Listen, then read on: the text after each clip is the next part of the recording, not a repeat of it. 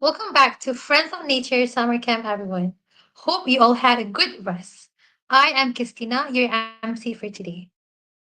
Excellency, distinguished guests, participants, ladies and gentlemen. Assalamualaikum warahmatullahi wabarakatuh and a very good morning to all of you. We are delighted to welcome all of you from WebEx Live and YouTube Live to day 5 of Friends of Nature Summer Camp 2023. Before we proceed, I have a few housekeeping notes with some details of our program today. First, next slide, please.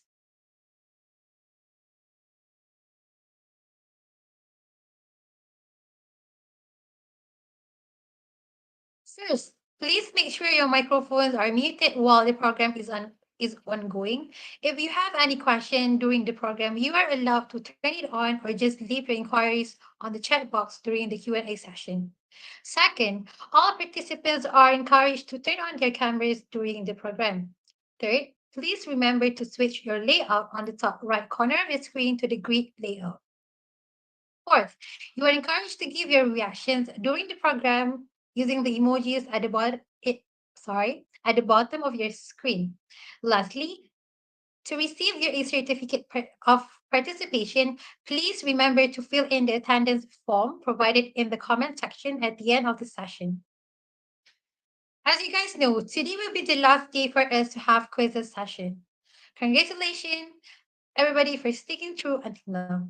Remember, please give your utmost best as you might stand a chance to earn the prize. So good luck, everyone. We will also be announcing all the winners from day 1 until day 5 during our closing ceremony tomorrow. To bless our ceremony this morning, please welcome Aimi to recite the prayer.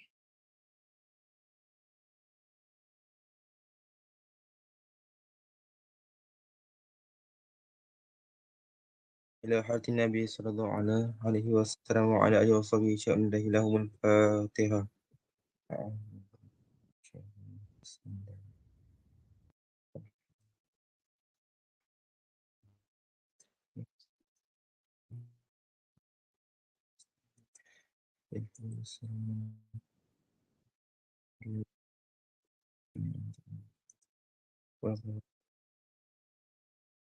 بسم الله الرحمن الرحيم. الحمد لله رب العالمين، والصلاة والسلام على أشرف المرسلين وعلى آله وصحبه أجمعين. اللهم إنك خلق عظيم، إنك سميع عليم، إنك غفور رحيم، إنك رب العرش العظيم، إنك بر الجواد الكريم. Ya Allah, you are the one who has all the praise. You are the one who deserves to receive all the praise. You are the one who deserves to receive all the thanks. You are the one who owns all the government. In your hands are all our virtues. To you all our first return. Allahumma ya Karim ya Rahim. Give us your mercy and grace on the occasion. Friends of nature summer camp held today. Bless it from beginning to end. Ya fi'alu lima yurid. We also ask for your protection from all things that can mar the success of our ceremony, and from all the things that make us neglect to obey you. We entrust all our offers to you. ربنا عليك توكلنا وإليك أنبنا وإليك المصير.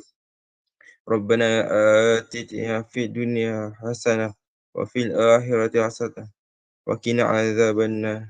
وصلى الله على محمد وعلى آله وصحبه وسلم والحمد لله رب العالمين. Amin, Amin, Ya Rabbal Alamin. Thank you, Aimi, for reciting the prayer just now.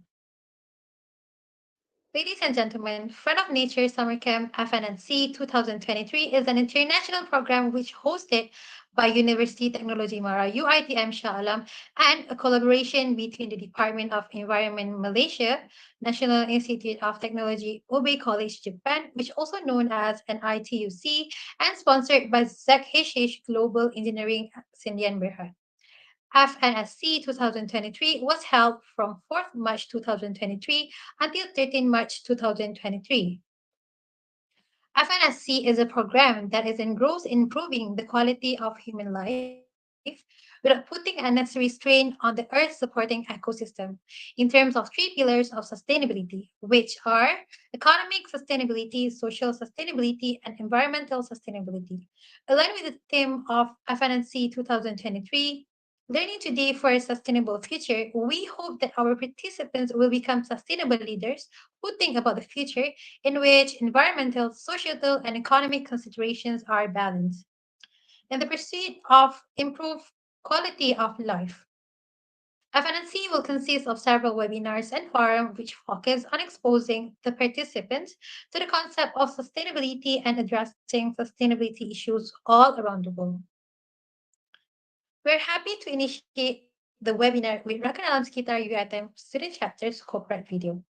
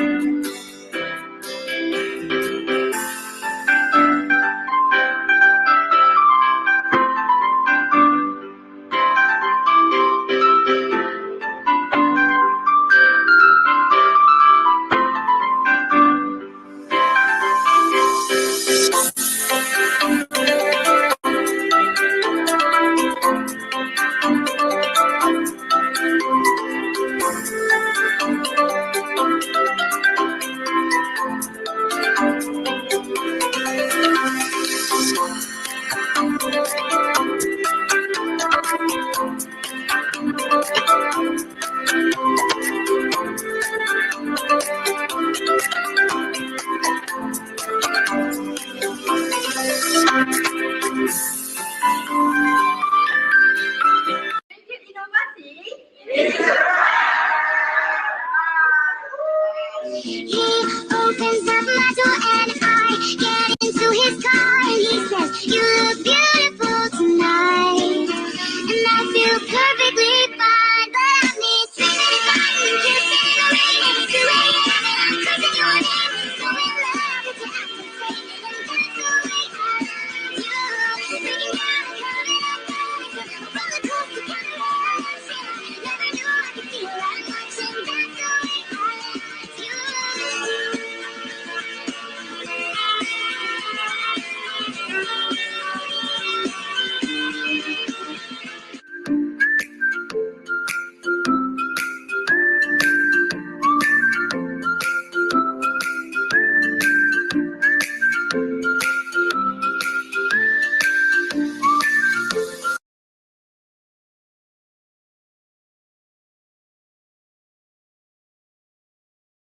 Ladies and gentlemen, welcome back for our first agenda of day 5 of FNSC. Our theme will our theme for today is Industrial Effluent Treatment System, which focuses on the ideal of wastewater treatment and plant management project. Today, we are very lucky to have engineer technologist Mohammad Zafwad Muhammad Hanzam and technologist Lester Lowe from Zaki Global Engineering Sindian Berhad as our speaker for today. Ladies and gentlemen, please be ready.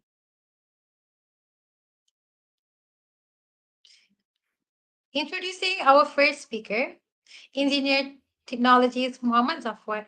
He is currently an engineering project director at Zaki Global Engineers Indian Reha and acquired more than 80 years of solid professional working experience in the oil and gas wastewater treatment plant industry in Malaysia and several overseas, such as UAE, Iraq, Indonesia, and Singapore. He also actively involved in many projects of offshore platform, onshore that are early first facility production, refinery and petrochemical industry, and power plant, raw water treatment plant, leachate treatment plant for MSW and scheduled waste, as well as industrial effluent treatment systems.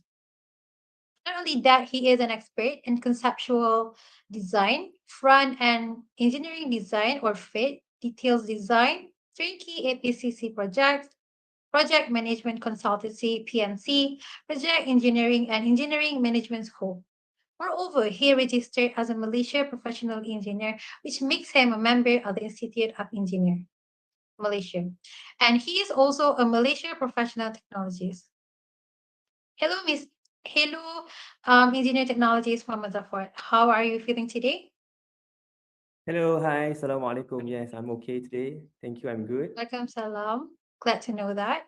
Moving on, we have our second speaker, which is technologist Lester Lowe. So here are some exceptional facts about him. Techno- Technologist Lester Lowe is a professional engineer with the Board of Engineering Malaysia (BEM) and is currently an engineering manager at ZHH Global Engineering Sindian Berhad. He also performed great contribution to major projects within Malaysia and Iraq. His expertise involved various projects of conceptual design, front-end engineering design, FIT, detailed design and project management consultancy, PMC. He is also an expert in preparing specification, data sheets, technical bid evaluation, vendor data review, heads up, and design review meeting, as well as inspection, that is factory acceptance test. Right. He is also exposed to site work as technical support during installation, constructions, and commissioning activities. Hello, Technologies Lester Lowe. How are you feeling today? Hey, morning. I'm feeling good. Great to hear that. So before we begin, a friendly reminder, if anyone has any question, you may directly ask our guest speaker after you are allowed. Make sure to raise your hand before making any inquiry, or you may leave your question in the chat box during the Q&A session. Kindly remember to mute your microphone during the presentation to avoid any kind of interruptions. Without wasting any time, please welcome engineer technologist Mohammad Zafwad and technologist Lester Lowe to give their talk. The floor is yours.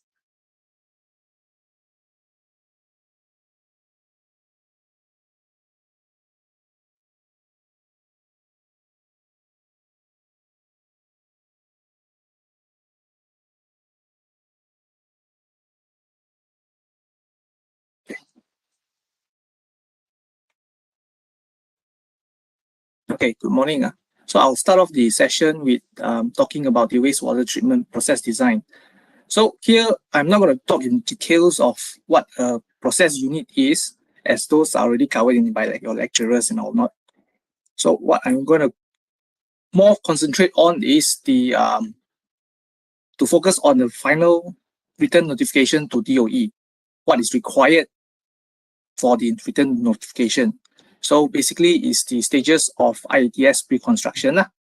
So in that stage, we'll have 3 stages, which is to do a IECS first, then you go to your treatment and process design, the preliminary process only, yeah. And then just a brief introduction of what the written notification to DOE is all about. So, of course, when we are doing this IETS, this industrial effluent treatment, what is our main objective? What we want to achieve by doing this treatment process? This is preliminary, by the essential is to get compliance to the regulations. So in Malaysia, there is a few regulations depending on what you're discharging.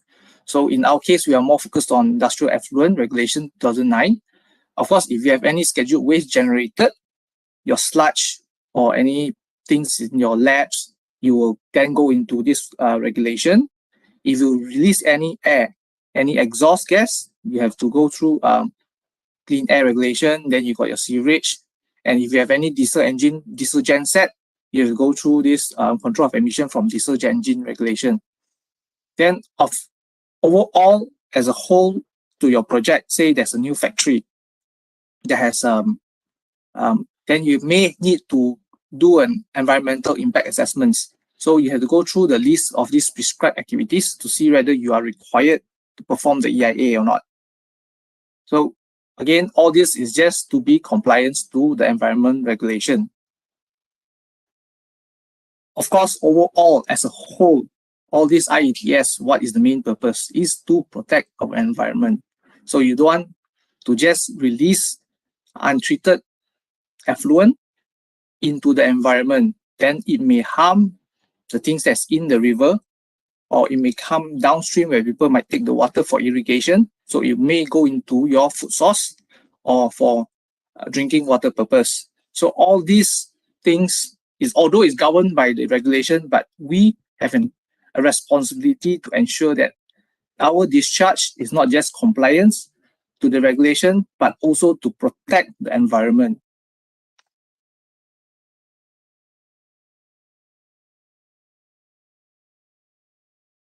So now we're going to go into the stages of IETS, the pre-construction, just for regulatory compliance.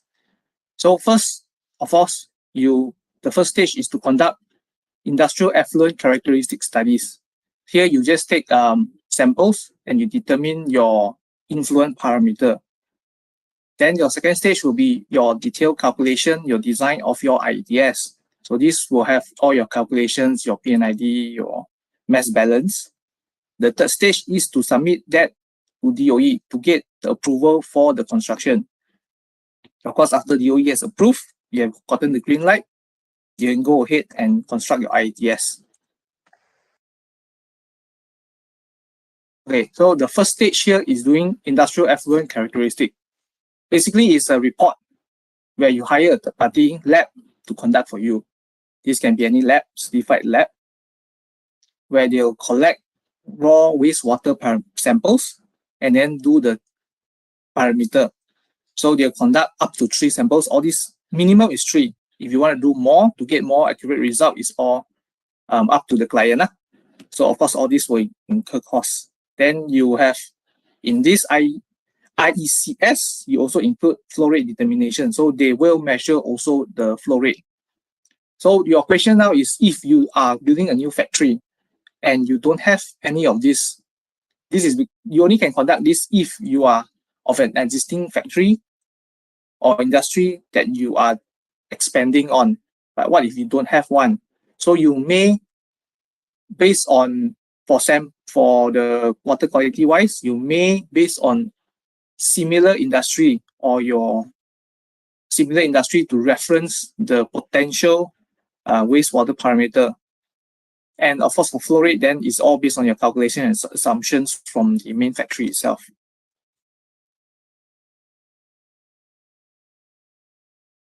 So these are the standard list of parameters listed by the regulation. So, however, this is the standard one that we must sample. However, if you were to do something, the factory or the industry is doing something that is not part of this parameter, say phosphorus, because you are doing fertilizer, which is not part of this list of parameter. So you may need to take an additional sample on top of these 31 parameters. Or, of course, before that, the best is you try to engage with your local DOE first to get an idea what they might want from these parameters. Of course, if yours is very clear cut, it's part of these 31 parameters, then it's okay. But when you have additional chemicals or parameters that's involved, then it's better to consult them, the local DOE, to see any additional parameters is required. We don't want to then later come back and redo this test again. This is a sample. So this is a sample of a set of result from the industrial effluent characteristic study. So from here, you can see those highlighted in yellow are those that is non-compliance. Classification in the middle here is actually based on standard B. Of course, this standard A or standard B depends on your receiving water body. Standard A is downstream, there's a drinking water intake. Standard B is for any other things. There's this list of catchment. You can actually look at this 6th schedule in the industrial effluent regulation. Or again, it's best to engage the local DOE to have this confirmation first before you even start doing your design. Because this list may not be as updated as what we wanted. After this stage, you go to your stage 2, which is your treatment design and your treatment and process design. So for Malaysia, we have actually this document called Guidance Document on Design and Operation of IETS. So for the very least, any calculation you want to do, any detailed design you want to do, you should at least follow what is on this document. Document is not very detailed, it's quite basic, but at least you must be fully compliant with this document. Then on top of that, you add in whatever additional calculations you want to do to improve your process design, more optimized, more accurate design. But you must at least follow this document so that if in any case, any challenges comes up, anybody who wants to query you on your calculations or your design criteria, you have this document as your base, saying this is part of the regulation.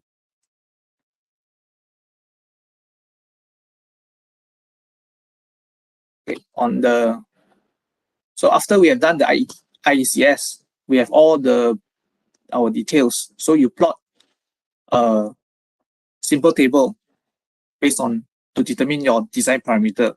So you have your day 1, day 2, day 3. You have 3 samples, you have 3 days. So from here, you can see that pH is of concern because it's non-compliant to standard B. And you got your ammonia, you got your BOD, your COD, your color, and your TSS. So this is our parameter of concern, things that we need to treat to meet standard B. So from here, you will then have to decide on your influent parameter. So most of the time, you will take the highest point, most of the time, unless you have multiple samples, many more samples where you can prove to DOE that you can average out the samples. But in our case, because there are a very significant spike on the 3rd day, so we have no choice but to take the highest sample. So from all these parameters, we can already know what treatment we need, how to approach it. So the first item, of course, will be our pH correction. The pH is very acidic, slight acidic, I would say, slight acidic. So you need to have pH correction. then you may want to use biological treatment because of the high ammonia, BOD, and COD. So biological treatment using activated sludge or attached growth is up to you to remove all this. So then at the end of the day, after any biological treatment, you still need some form of physical chemical treatment to remove your additional or your sludge. So you have your coagulation and flocculation, then you go through a clarifier. Then for our case, in actual fact, for polishing, if you want for polishing or even for the main treatment, you may actually use absorption. You may use zeolite to absorb the ammonia and activated carbon to take out the COD. Again, all this is up to your judgment, the individual designer's judgment, to see how he wants to apply to tackle the individual issues. So you already have a baseline of how you're going to treat this wastewater. So I'll move on to, so having a baseline, you already know what you want to do. So best is you can, this is not required, but this is best if you have this design trial. With this data, you can better convince DOE that your proposed treatment method will work. So the design trial will be, there's a few methods to try it out. The most simple one is jar test, but it's very limited to physical chemical process only. Basically, you are just putting in your pH correction, your coagulant, your flocculant, stir it, let it settle down, and take a sample of the treated water. If you think you want to do filtration, then you may want to run it through a filter paper to further reduce the suspended solids. So this will have an indicative effect of your proposed method, but it's only physical chemical only. This is relatively low cost. It's very simple to do. You can do it in-house if there's a mini lab attached to the factory of the facility, or you can actually engage a third party. The third party lab, some of the third party lab will also be able to do this trial for you. It's very simple, and you have a relatively quick result. Within the next day or so, you can get a result of it.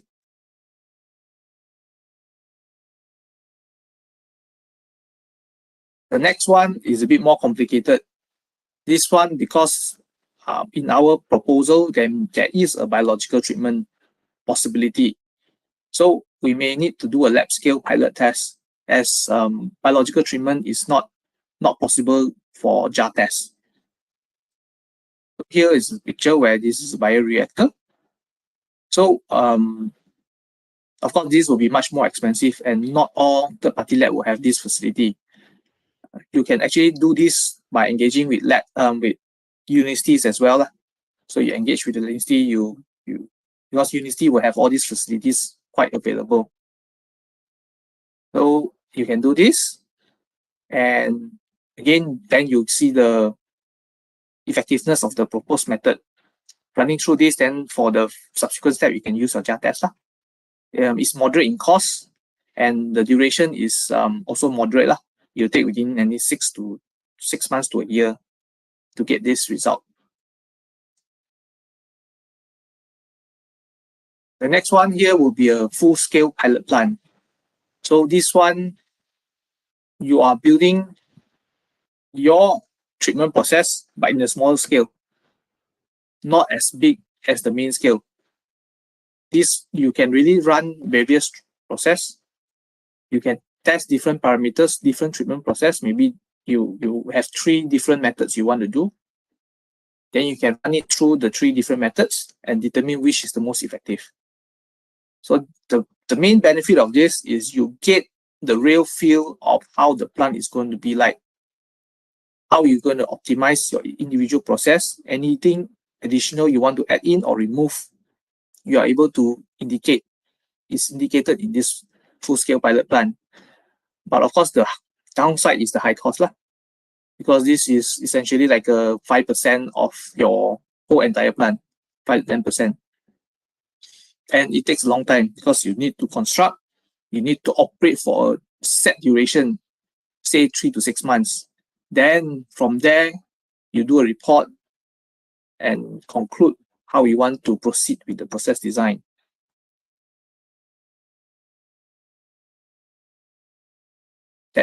So you already have an idea how to treat with the trial run, the trial test. You already know exactly how you want to treat the process. So the next issue here will be whether it's a batch or continuous, because not all plants have a lot of influent. So you have to strike a balance between these two processes. So of course, batch is what is important is your batch per day lah. What is batch is of course start stop. Your system is start stop per batch. So say in our case here we assume one batch requires 3 hours. So you have an operating hours of 12 hours per day. So essentially you have 4 batch per day. So if you have a 10 meter cube influence here, influent, one batch is 2.5 meter cube. Sounds pretty okay. That is not too big. The batch tank is not going to be too big, nor too small. Then you have, say you have an influent of 1,000 meter cube per day. So one batch here you'll require 250 meter cube. So the tank will be at least 250 meter cube. So this tank will be huge. So it will be not feasible to do a batch process using with this influent flow rate. So here you can have a look at the picture of a typical batch setup where there is a batch tank and you have all your chemicals being dosed in. And then at the side here is a filter press just for the sludge.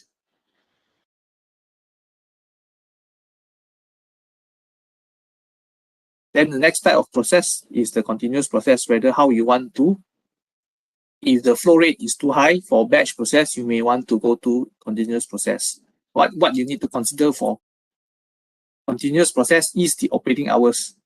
8 hours, 12 hours, 16 hours, 24, 20 hours. This part you can get confirmation from your client or from the factory or from the industry itself. Typically it's 8 to 12 hours because most factories operate within that hours.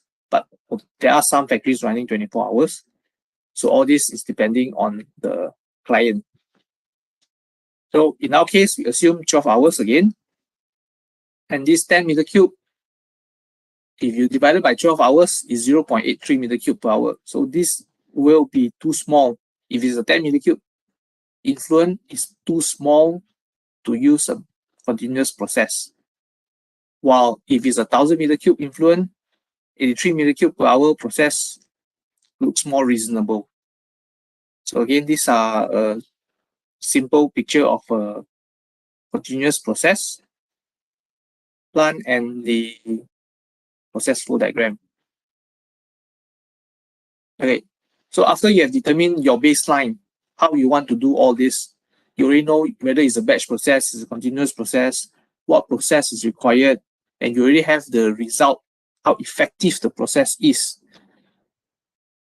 So then you proceed to the very detail of doing your process calculation to determine the tank size, the capacity of the tank, the surface area, the pump rates, all those process design, then process calculation, then you have your mass balance, goes in, what goes out, the sludge generated, then you have your PFD, PNID, and how you want to control all the process control, and you have your general arrangement drawings. So I'm not going to go into very details. I'm not going to go in details for all this because you will learn all this everywhere. It's very basic, very simple to get information on all this. Then that is all for stage 3. After you finish all those information, all those drawings, calculation, then you need to do your written notification to DOE. Again, this form is in the industrial effluent regulation 2009. So you just go to second schedule and you have this form there. Then you can go through the form to fill up the form. It will tell you what is required in the form. So this is some screenshot of the form. So additional information on the industrial treatment system. So you can see that they need the IECS report, that's what I mentioned. Then your industrial effluent technologies proposed, so like your pH correction, your biological treatment. Then all your drawings, detailed engineering drawings, layout, cross-section, PNIDs, this is all your general arrangement drawing. Your design basis and calculation, your mass balance. Basically all this, what I have said before, the stage 1 and stage 2 is to prepare for this written notification. So based on that, you already have your design parameter, which is your raw effluent here, where you fill in, and your treated effluent is what you expect from your treatment. So it must be lower, than the standard A or standard B.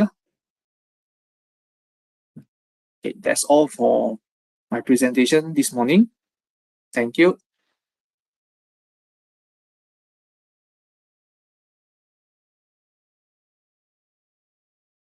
Thank you so much. Please welcome Engineering Technologies Zafwad. Thank you. The stage is yours.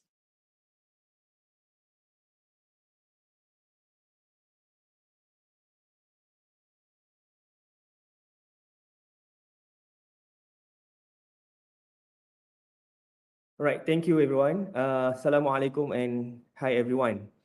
My name is Engineer Zafwad. As introduction, I am the Managing Director and also the Engineering Project Director for ZH Global Engineering. So today I'm going to talk about the overview of the project management, especially on the EPCC contract for the wastewater treatment plant.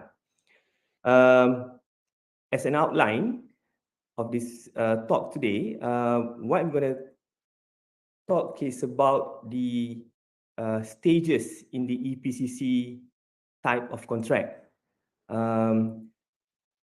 As a first introduction, E is defined as engineering, P is procurement, C is for construction, and the last C is the commissioning. So the first slide that we are looking at is the terms of the EPCC contract. The EPC contractor will take full responsibility for the delivery of a project, including the detailed engineering design, which is for the E, procurement, which is for the P, construction C, and another one commissioning. So in short, that when the client required a project that involved a very heavy engineering facility, such as the chemical plant, manufacturing plant, or maybe the offshore platform, the floating production storage offloading ship, FPSO, the client may opt to have this EPCC type of contract because what the client need is just to provide the basic design, and everything will be thrown to the EPC contractor to build it, to design it and build it, commission it within a certain period and within a certain budget. So as point number 2, the client provide the contractor with the basic design, which the EPCC contractor is responsible for delivering the project from detail design to construction completion. In other words, the client effectively relinquish the control of the project from the moment of a contract is signed. So the EPCC contractor then have a complete ownership of the project, and they can make all the decision with limited involvement of the client. It means that whatever stage in the EPCC contract, the client just come and review the documents, records for the project. So they will not disturb the process of the EPCC project. Next, please. So EPCC normally, in common layman words, people always use terms as a turnkey project and maybe design and build project.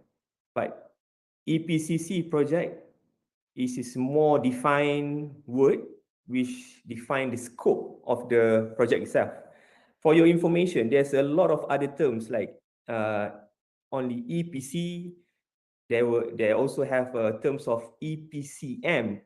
The last M is for management. So like I said before, there's a lot of terms, but as my background is more on the EPCC project, the talk today will be more specifically on the project management from the EPCC point of view. Right? Next. So this is a example of the EPCC project that our company is having right now. This is effluent treatment plant. So if you can see from the photos, the whole thing from the earthwork, from the foundation to the equipment, to the shelter, cablings, building and control panel, the control instrumentation and control is part under the responsibility of the EPCC contractor. So the client give us basic design, what they're going to achieve at the end as a end of product, and they also will give us a time frame to finish the project. So the whole thing from design, procure the things, do the construction, do the building, commission, and also do the testing and commissioning, and then hand over it to the client. Next. Another angle of the same project. Next. This is a package fuel gas kit. Considered as EPCC project because you going to design and construct everything, but this is in a minor scale, right? It's a small scale. Next. This is a sample of another project of a groundwater remediation system. We have like 2 skids over there and all the interconnecting piping, cabling. As I said before, as I mentioned before, the whole thing is fall under the EPCC project. Next. All right, now we're going into a bit depth on the engineering, on the E of letter E from the EPCC. Yeah. So what actually the engineering work? The engineering work is like I put it there. A few of it is equipment design and selection, process design, cable sizing, instrumentation and control, structural calculation, vessel calculation. So all of this design work is actually an engineering work, and it prepared by the team of multidiscipline team, which consists of the process, mechanical, piping, electrical, instrumentation and control, and civil and structure.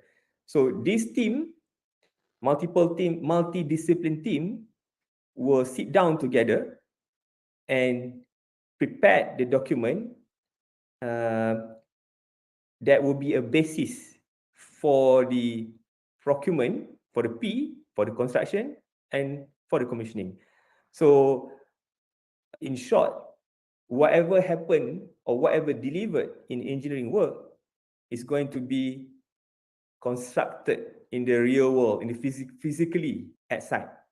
So we can say that it's very crucial for engineering. You cannot make mistake.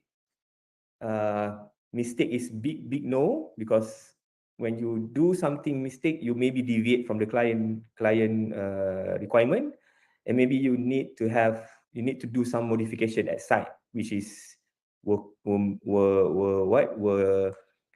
make the cost more higher. You need more money to do the modification. Okay, next. Sample of the PNID. Next. A sample of a piping general arrangement drawing. Next.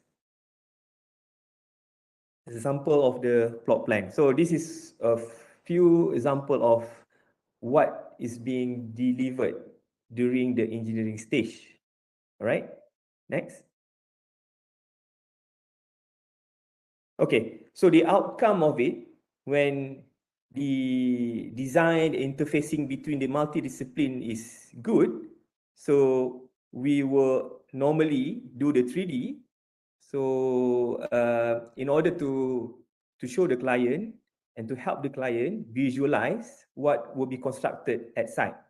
So if you see here, this is the outcome of the engineering, the final engineering stage. So with this kind of visualization, the team at the construction site, maybe the commissioning, as well as the client, will know what we are building it. Next.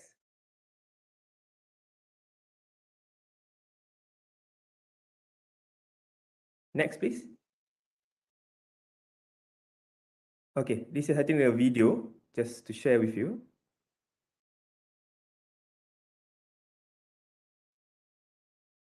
It's the same 3D model, but more focused on the process.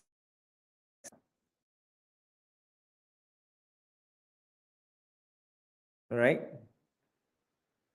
You can see the chemical reaction tank with the mixer there. The lamella clarifier, buffer tank, cleansing filter, ion exchange, service water tank, all the control room, lab, electrical room, and building. This is a chemical plant. Yeah. And thickener and the filter press. All right, next.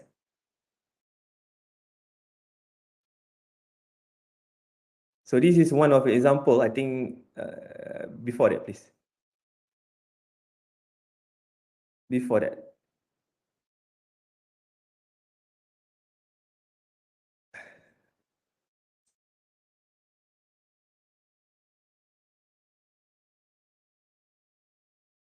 Okay, this is a video of another project of a groundwater remediation system. So in this video, you can see all the piping interconnection towards the two skid.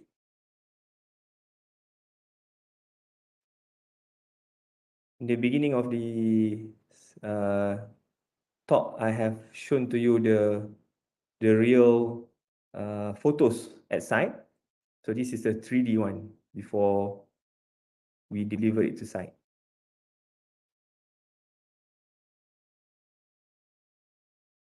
And the water delivered back to the COC tank. All right. Next. So this is another example of 3D perspective view from the top. This is a combined wastewater treatment plant for one of our project. So in the left side, you can see this is for effluent treatment plant. In the middle, you have a line for the surface water treatment plant. And on the right side, it will be the leachate treatment plant. So there will be, we have two buildings there, a common building, one for the filter press and also one for the chemical plant. Next. All right, for the engineering workflow, normally we will divide it into pre-engineering and engineering itself. So the pre-engineering is normally consists of a conceptual design. And I mean, during this conceptual design, not much document is considered as deliverable compared to the detailed engineering design and front-end engineering design. The detailed engineering design, when you are in this stage, the preparation of a document, the outcome of the document that you have prepared should be sufficient for the procurement team to buy the item, the package or equipment, and also sufficient for the construction team to build. All right? Without detail, they could not build and they could not buy the equipment. So it's very important in detail engineering design, everything is there. All right, next.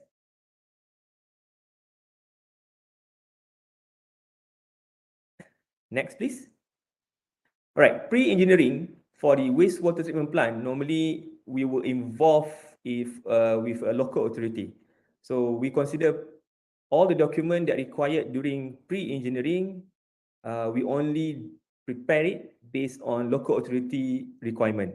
So normally, during the terms of reference adequacy check or TORAC, DOE would normally want to have or to see the process block diagram, right? And also the discharge standard that we're going to use, whether it's standard A, standard B, or maybe the solid transfer station and landfill. And after that, after our TORAC is approved, we have to prepare for the environmental impact assessment or EIA submission. And during this EIA submission, we need to provide such a document like a process flow diagram, mass balance, process description, and also the plot plan. So what I can say in wastewater treatment plant, this is considered as pre-engineering. The amount or the number of document is very limited, and you will not go for detailed design unless you get the approval from the local authority first. All right, next.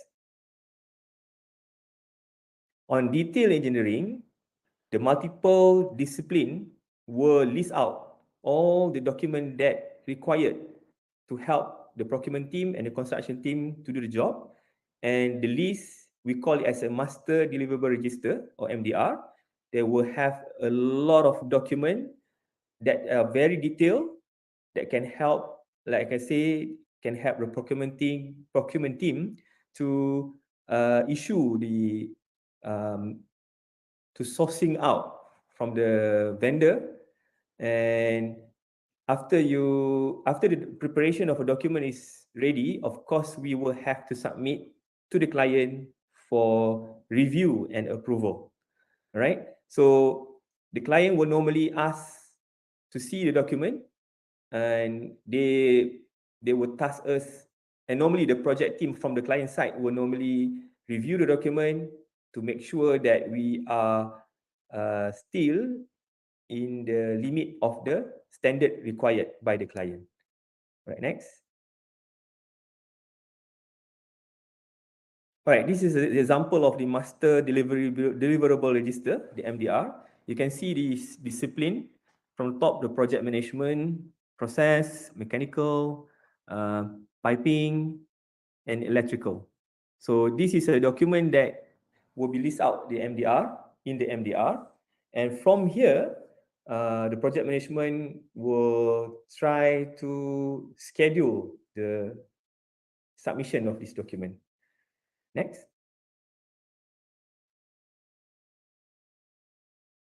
Next, please.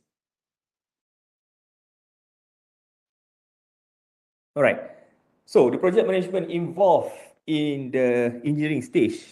So we were in the engineering stage. Normally, what we are doing is for the project management is to monitor the project schedule and the progress report.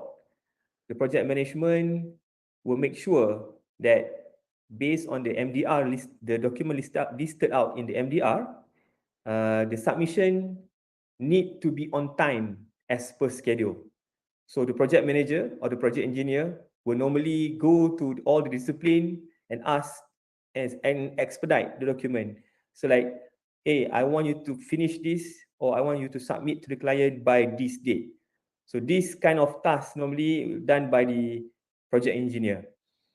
Another thing is, if the engineering team feels that the requirement by the client is over-designed, normally they would request for a technical deviation. The engineering team may request or may propose alternative way to the client that fit for purpose, not really involve very much cost, and maybe expedite the schedule. So the request for technical deviation is very important to record all the deviation from the client requirement. The client have the right to say no or yes. Okay, but normally the client will not easily deviate from the standard that been agreed upon the sign of the contract. But if it's so urgent, they will take a time to review and to approve it. Another part is on document QAQC. We have to manage the document. QAQC means that when the engineer prepared the document, before they submit to the client, they will prepare a draft checked by the lead discipline.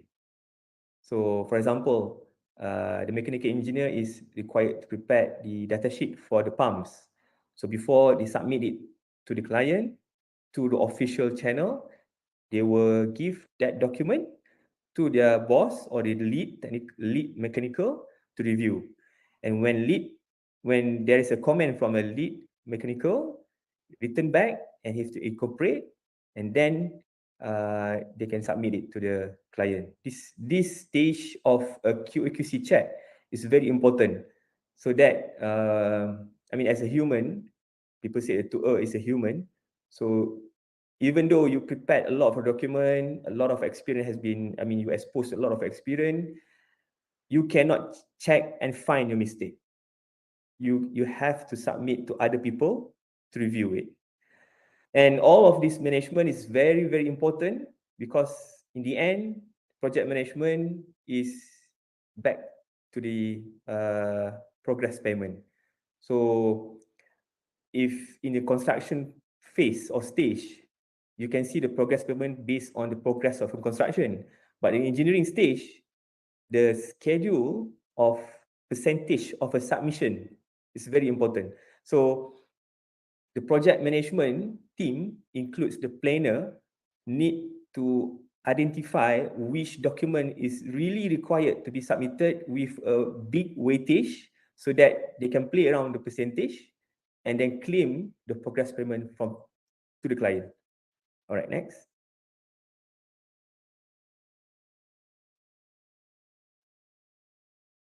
So, important of a good engineering management is one of it is, of course, to avoid non-compliance with client requirement, to optimize the construction schedule and costs, and lead to successful commission and handover.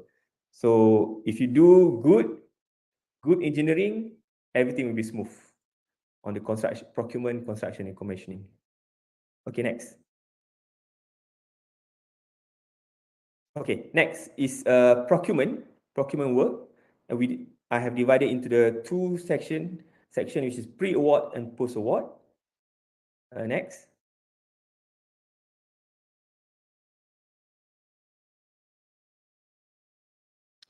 Okay, pre-award. Pre-award means if the engineering document is ready, then they have to prepare a document called the material requisition inquiry. So basically it's inquiry to the vendor or supplier who can supply according to the scope and to the contract. So after we send it out to the identified or potential vendor or supplier, we will receive the proposal and we will compare it technically and commercially. When we compare the technicality of this submission proposal, we do it in the form we call a technical bid evaluation, which is TBE. During the TBE, we will identify which vendor among all that qualified for the technical, and if they are qualified, let's say we have 5 vendor or supplier, only 3 is qualified technically. So the 3 vendor will now qualify for the next stage. We call it as commercial bidding evaluation. So with the commercial, normally the supplier or vendor that offer less price with good discount will get the job.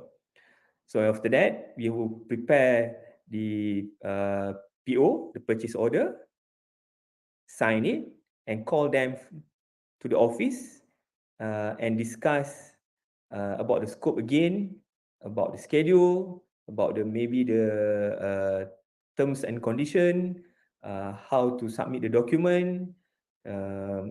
This meeting, we call it as a kickoff meeting or KOM. Right, next.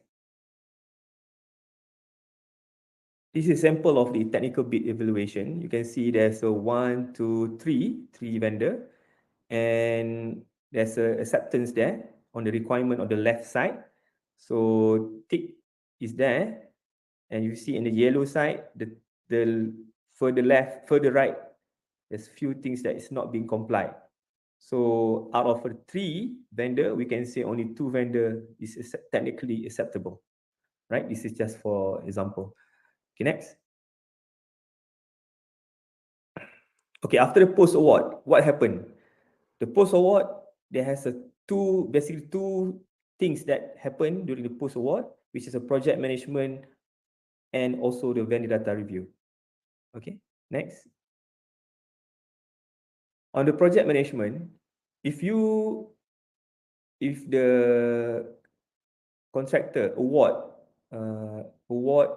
to the supplier that supply the pump, okay, we take example for the pump.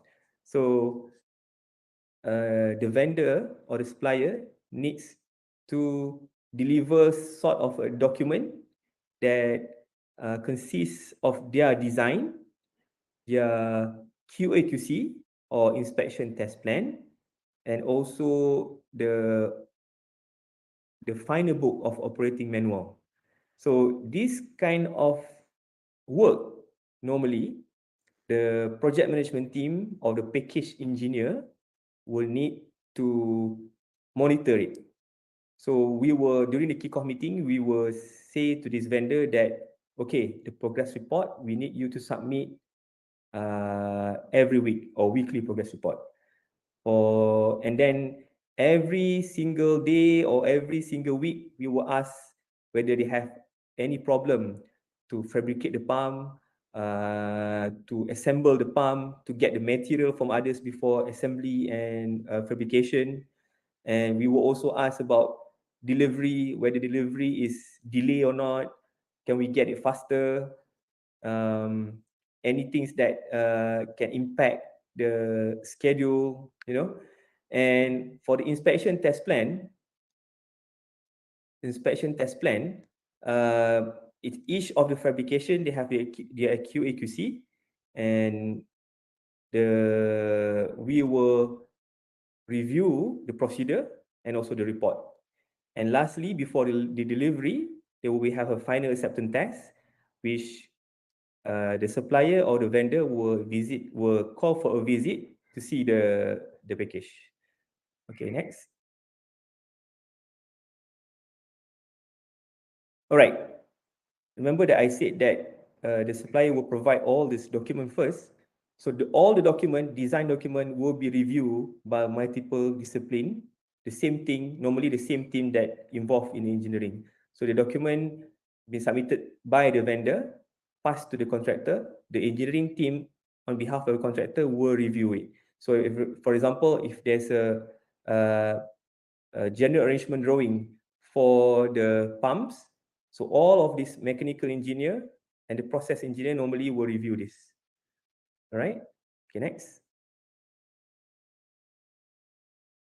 This is example of a vendor data review. You have to review what document been submitted by the vendor. All right, next. This is the report for the factory acceptance test. When you go for a visit to the equipment itself, when running the equipment, you have to make sure that everything is according to the standard, according to the design. So this is a report that you sign it there and there, that this equipment is compliant to the requirement. Next. Example of a factory acceptance test visit, FAT.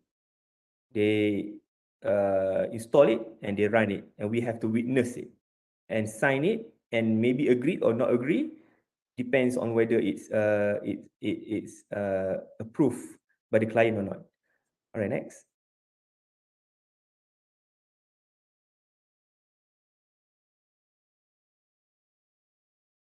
Another test, this is hydro test for the vessel. All right, next. You can see this is hydro test chart to check whether there's a leakage on the vessel. Next. So this procurement stage, why is it so important as well as engineering to do the proper management on the procurement is to ensure the things that we ordered and buy delivered on time as per schedule, to ensure the item that we ordered according to the scope and relevant standard, and also to avoid any surprise modification or rejection of the equipment or the item that we ordered when it arrived at site. So you can just imagine if you have a big item like a filter press that required like 3 to 4 months to be delivered, to be installed or assembled, ready. And then when delivered to site, something is not right with that filter press, something missing or something it cannot run, or maybe the size of the filter press is not right. So you can just imagine how we're going to do a modification on that. It really going to hurt the schedule, whereby you need to send back this equipment back to the workshop and modify it and repair it before you send again. So this kind of thing has to be avoided by having a good procurement management. You can deliver it on time with a good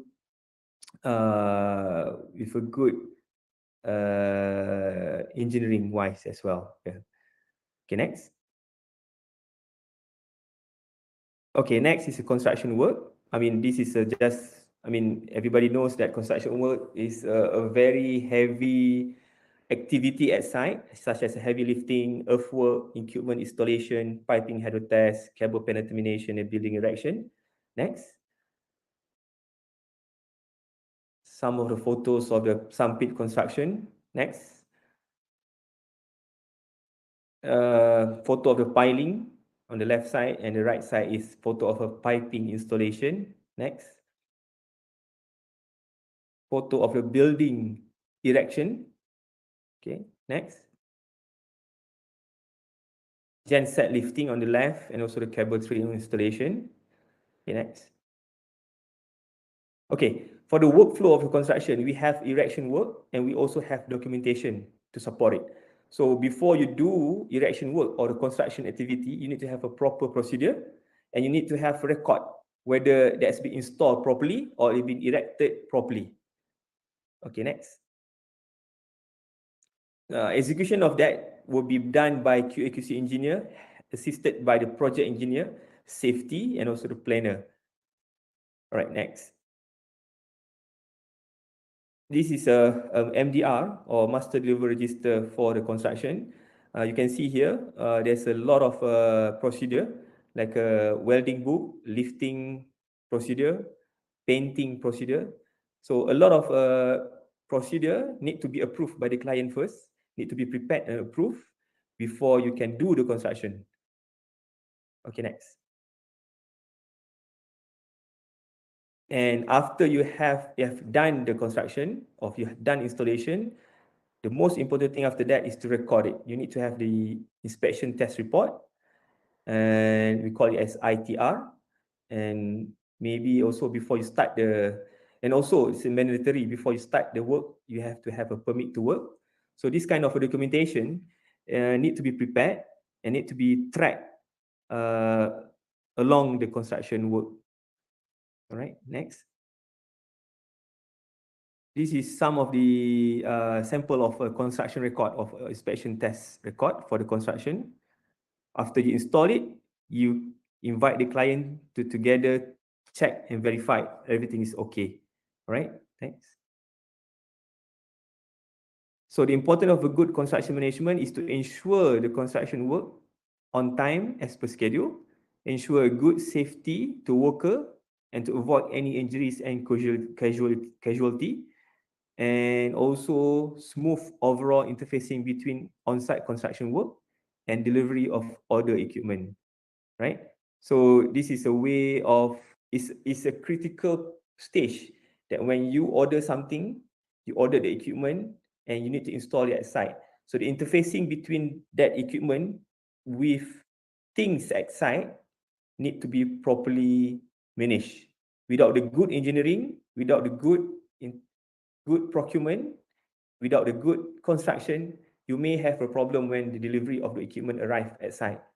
Maybe when you install the equipment, you thought that the equipment is just nice sitting on the foundation.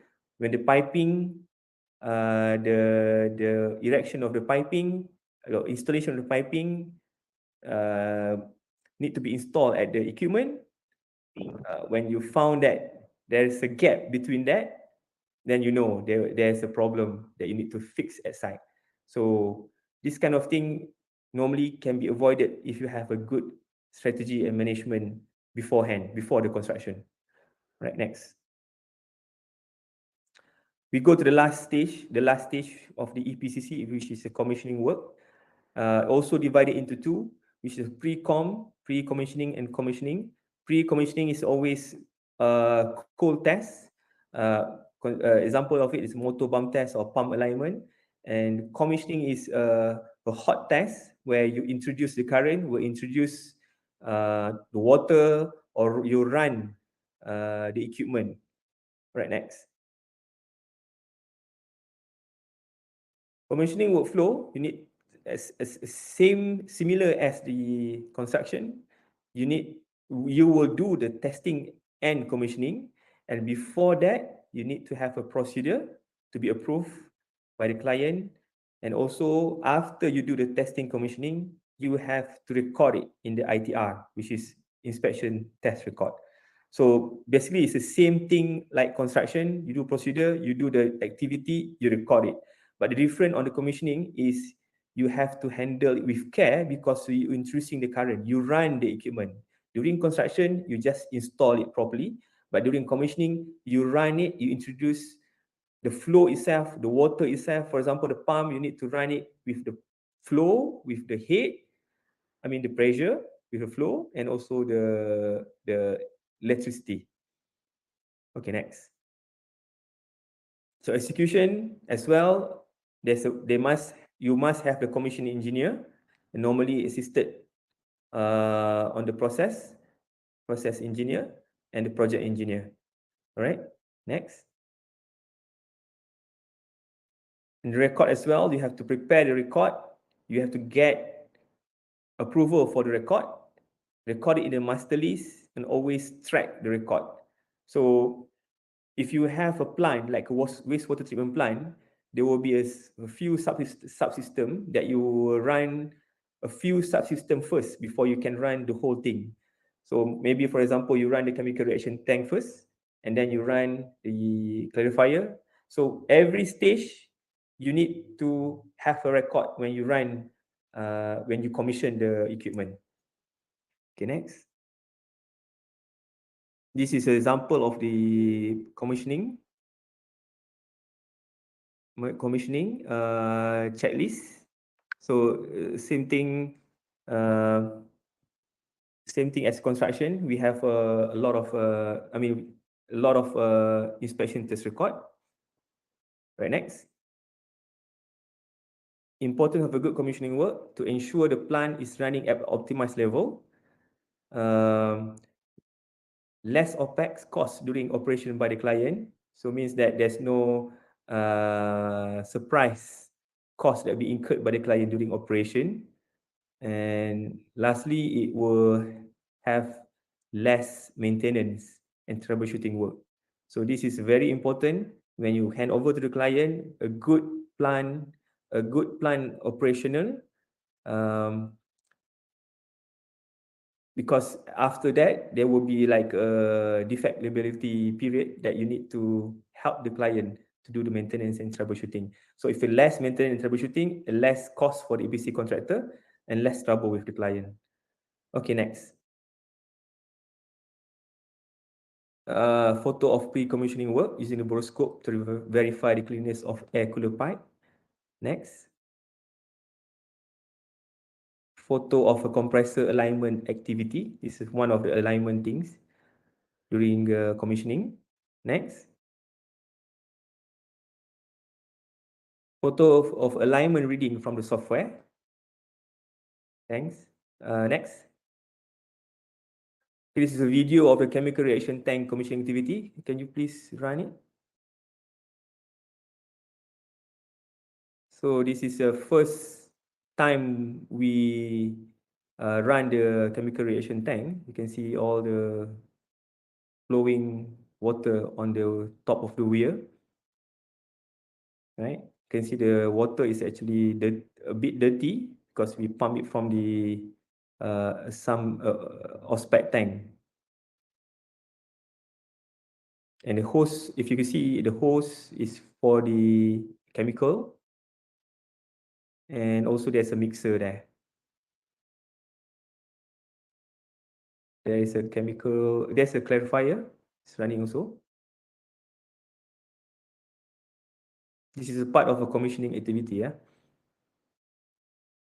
Okay, next. Next. Okay. So this is a video of a compressor commissioning activity. Can I have a sound there?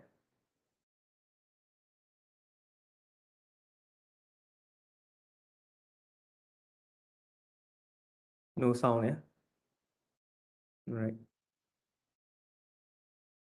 It's very interesting to hear the sound of a compressor. You see at the top, the discharge, the air.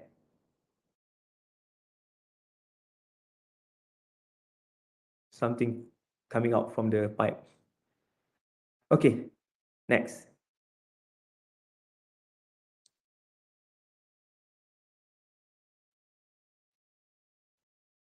I think that's all right. That's all the slide. Oh, okay, this is a photo of plant system from SCADA. This is a wastewater treatment plant that you put it all the system in the control panel and you transfer it to the SCADA, which is, you can see everything from the monitor and control it from the monitor. It's very, very good to have a SCADA so that the control panel, the operator can sit on the control room and see what is happening as overall. All right. Next, if there is a next. Okay, that's all. That's all. Thank you for your time. I hope you can get something, some input from the EPCC plan management. Right. Thank you. Thank you, Engineer Technologies Mohammad Zafwad, Mohammad Hanzam, and Technologies Lester Low for the constructive sharing system. Now, we will have a Q&A session. Participants are welcome to direct your questions to our speaker, and participants are required to raise your hand if you wish to ask directly to our speaker.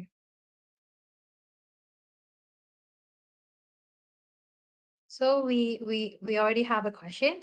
Let's start with the first question. It is from Siti Aizat. The question is, it is possible that IETS plan different address with production, but factory side by side, only different address, all incoming influence still channel to one IETS plan. I welcome Engineer Technologist Mohammad Zafwad to answer this question.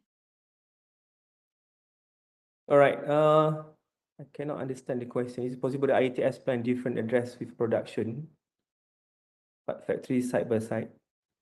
I'm not sure on what is the case here, but all incoming influence still channel to one IETS plan. There's a requirement that you cannot, if you submit for the submission for notification that, I mean, in summary, if the notification that you have been submitted, it's the production is from one plant, you cannot share it with others. If you want to share with others, I mean, the IETS will treat other source of wastewater, you need to submit again for notification. So if to answer your question, it's possible, but you need to submit to the OE to get the approval.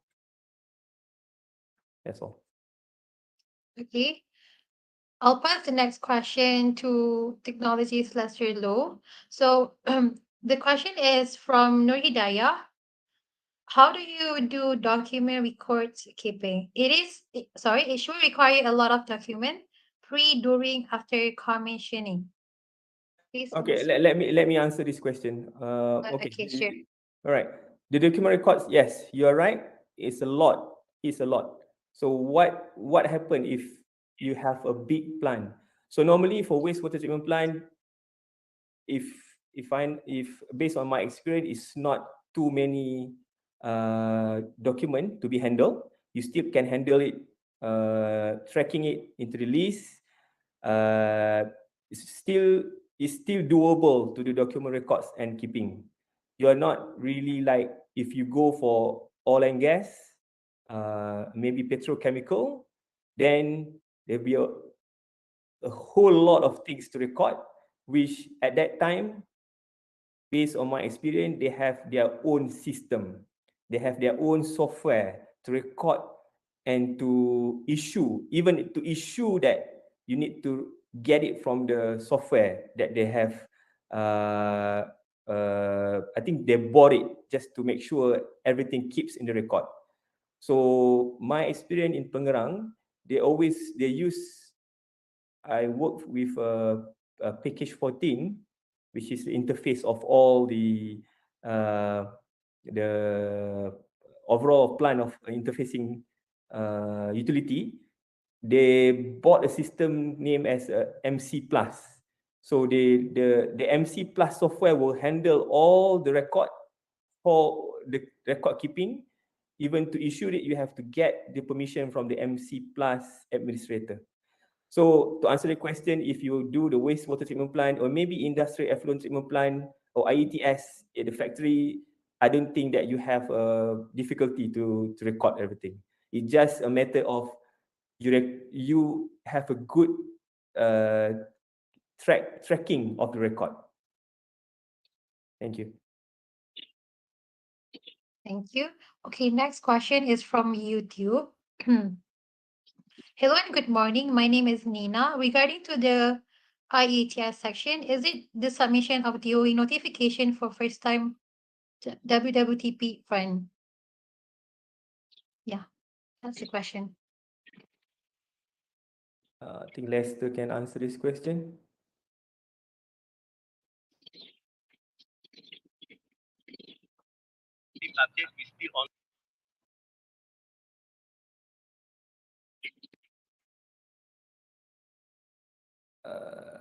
Can you repeat the question again? Sure. Regarding to the IETS section, is it the submission of DOE notification for first time WWTP run? That's the question. First time. If I'm not mistaken, before you run the IETS, you have to submit the notification. It's I think 14 days or 30 days before you run the IETS.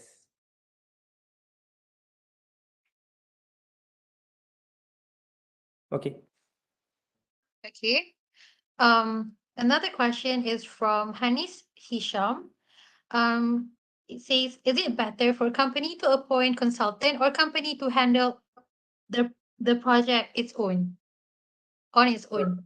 All right. So it depends on the company budgetary, and also how complicated is the project. I mean, if the company has this expertise, I mean, the internal expertise, in-house expertise to run the project, I think it's better for the company to handle it on its own. But if they think that they do not have the expertise or in-house engineering team to deal with this kind of project, so normally this kind of a company will nominate or appoint a consultant, a very specialist or experienced consultant to run the project.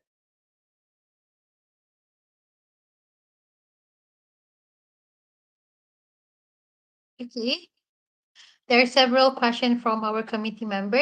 The first one is, what are the biggest problem in water treatment in this industrial?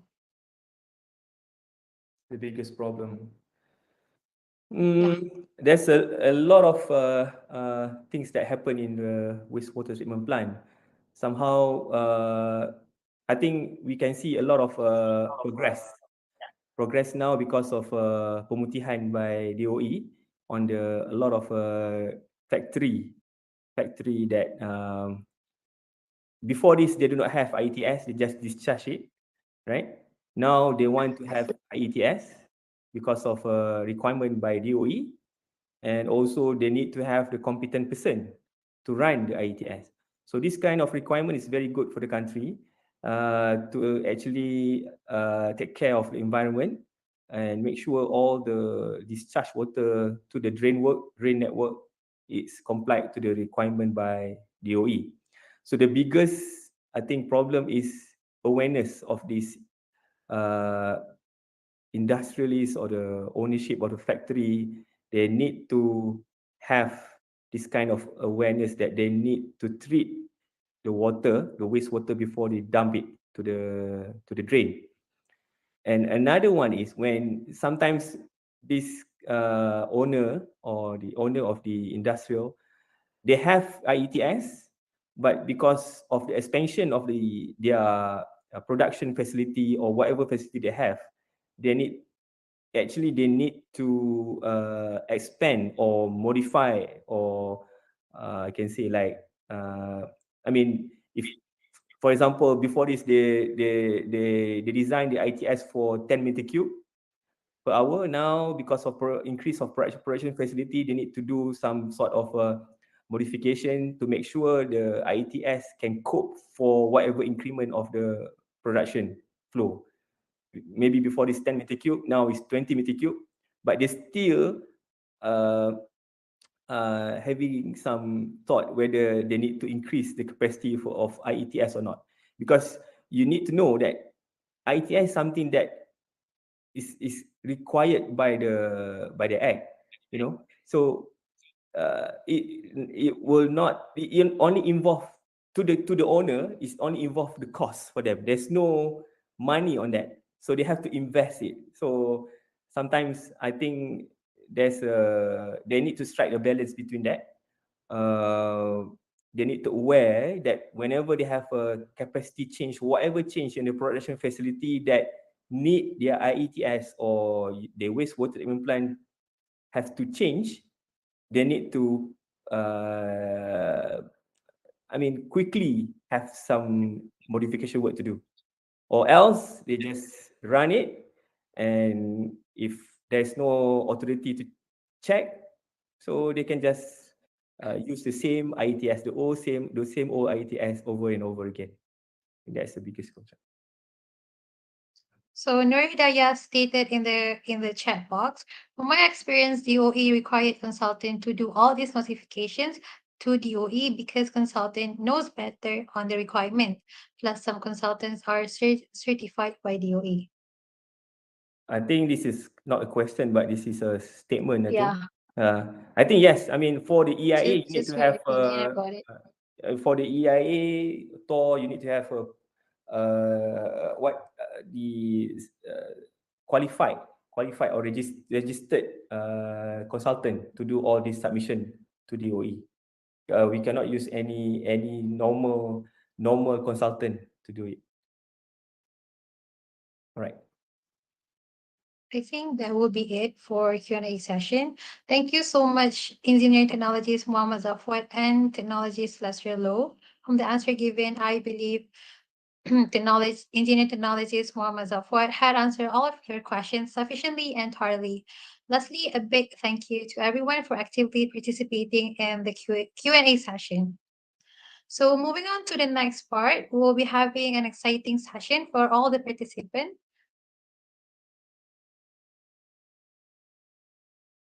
Please get your mobile phone ready to enter the quiz. Participants can scan the QR code shown on the screen to join the quiz. The winner of this quiz will be given prizes. Hence, make sure to try your best and break a leg, everyone.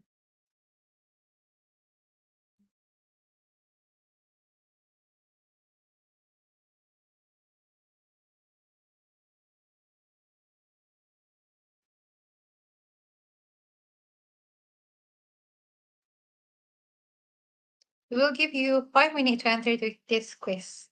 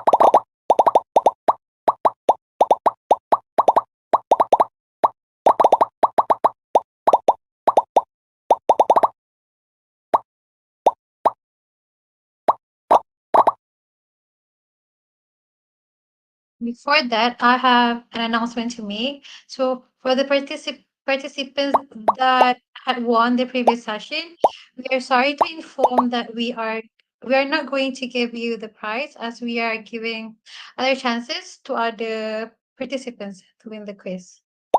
So sorry for the inconvenience. So, few minutes left, and we are going to start the quiz.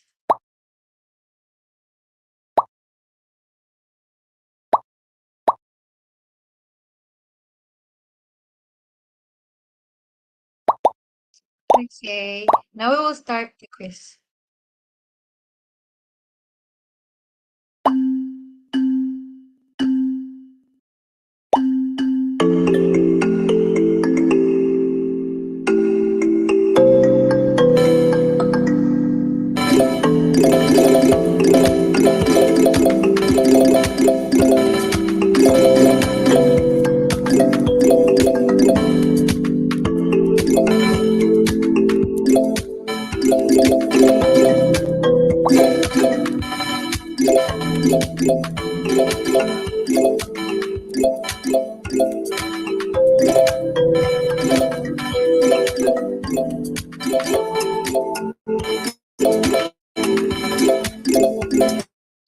See the top. Oh no. We can see CT high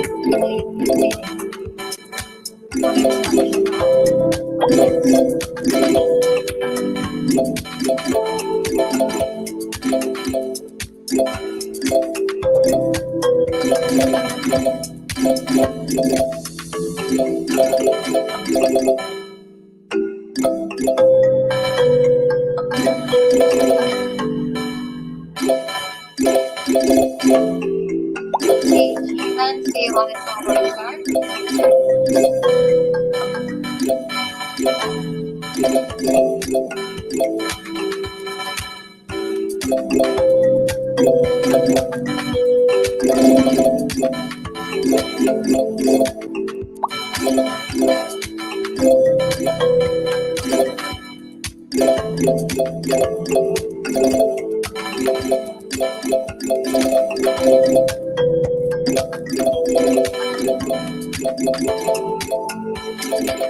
We currently have CT first state.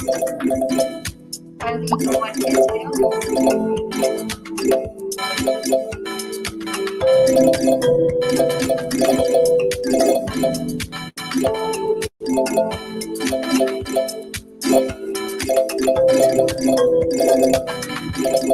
Let's see if he can maintain his current position.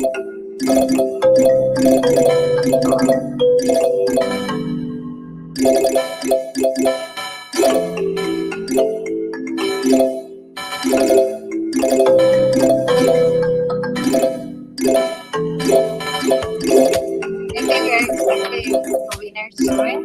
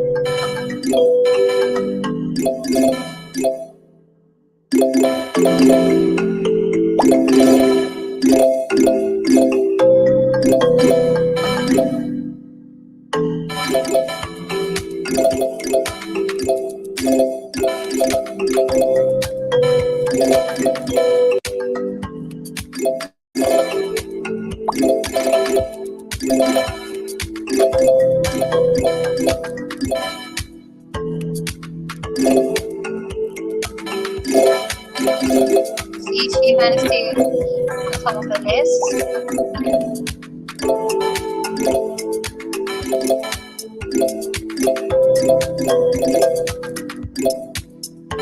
Few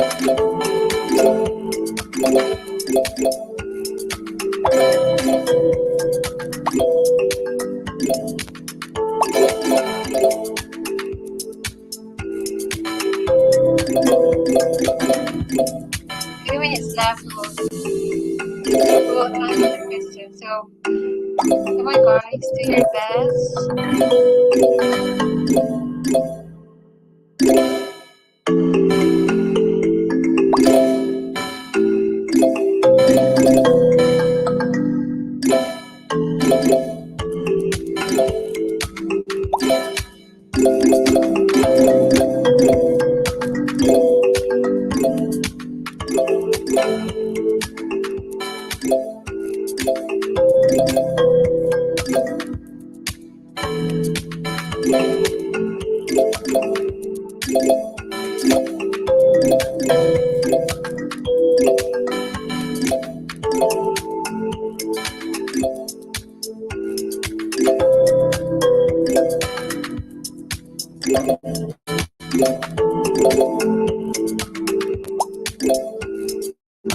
Okay, now we will end the quiz. As we finally have the winner.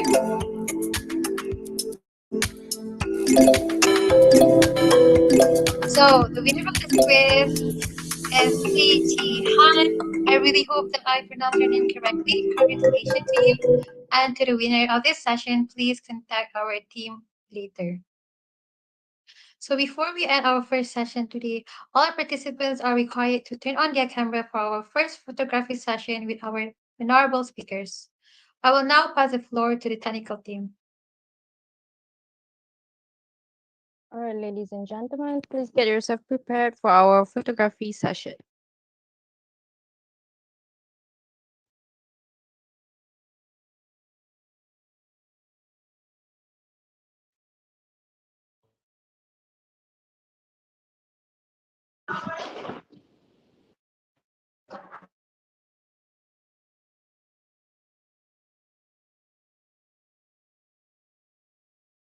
All right, is everyone ready?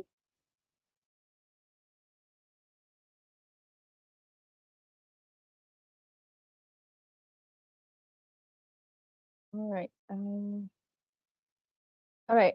Ready? Okay.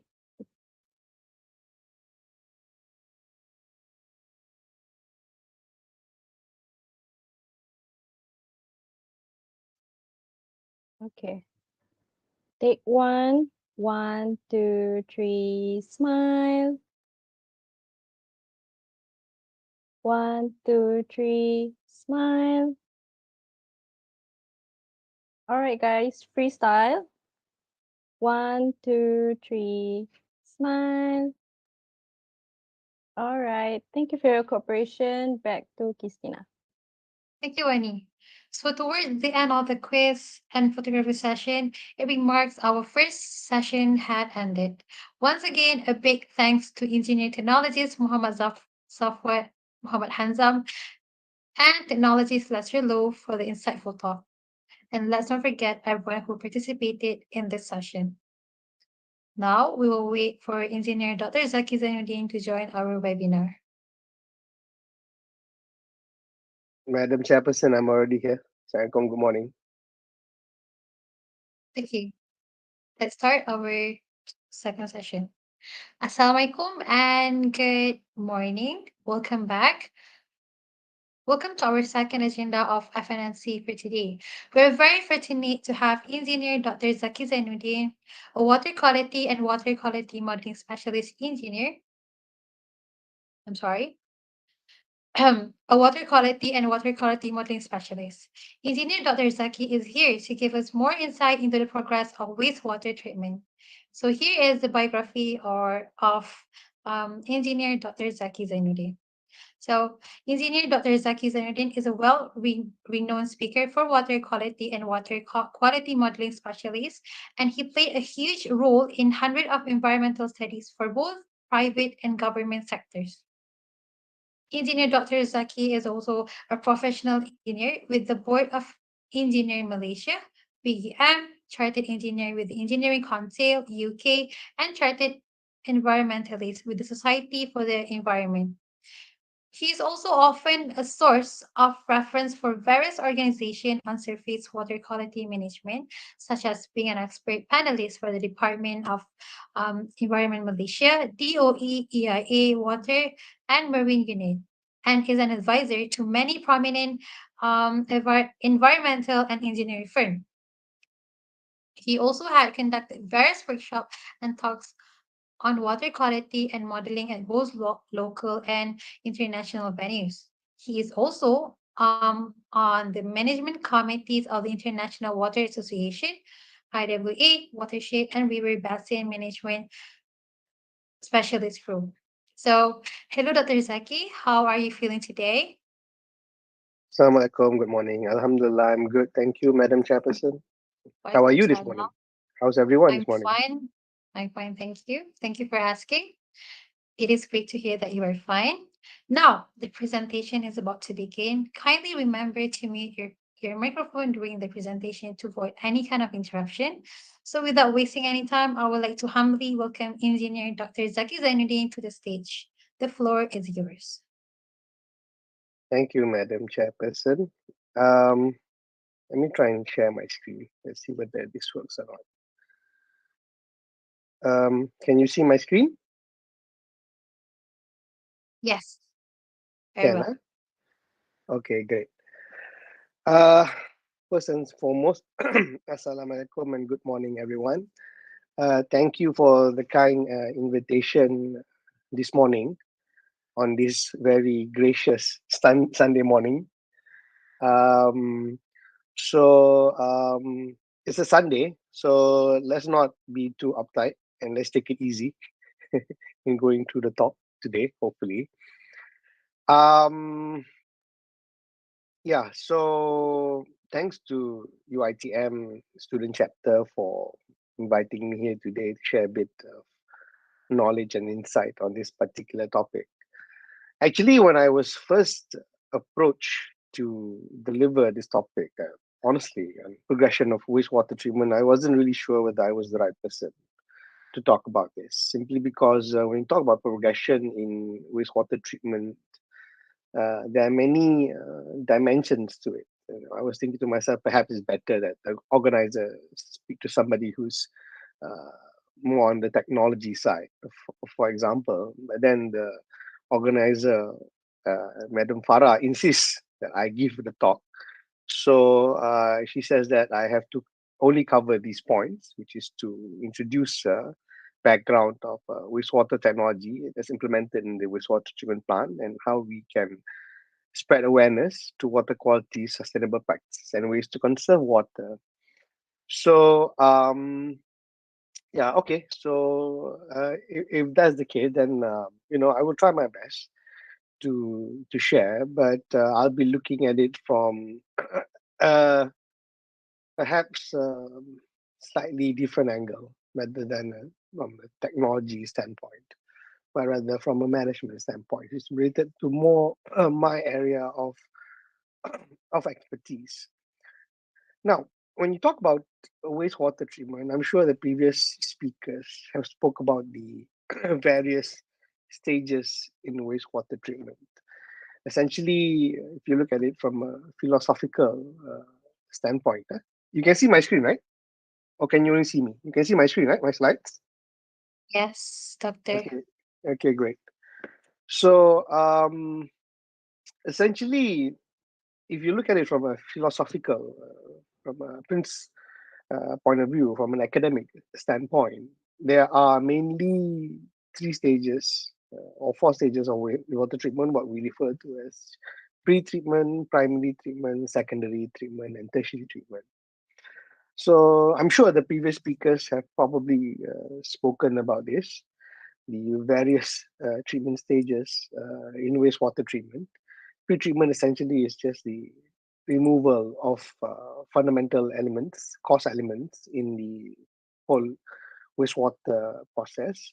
Then you go to primary and secondary treatment, which primary comprises of physical treatment approaches, and then can be physical and can be chemical treatment, and then you move on to secondary treatment. Secondary treatment can comprise of chemical, physical, and biological processes. Now, and then so usually in Malaysia and in many developed countries, typically when you talk about wastewater treatment, it usually goes up to secondary level.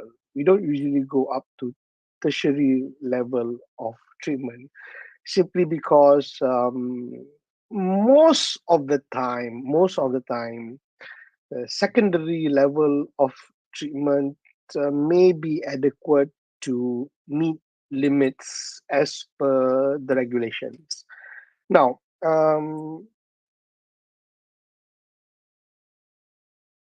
in Malaysia, we have environmental laws that govern effluent discharges going to surface water courses.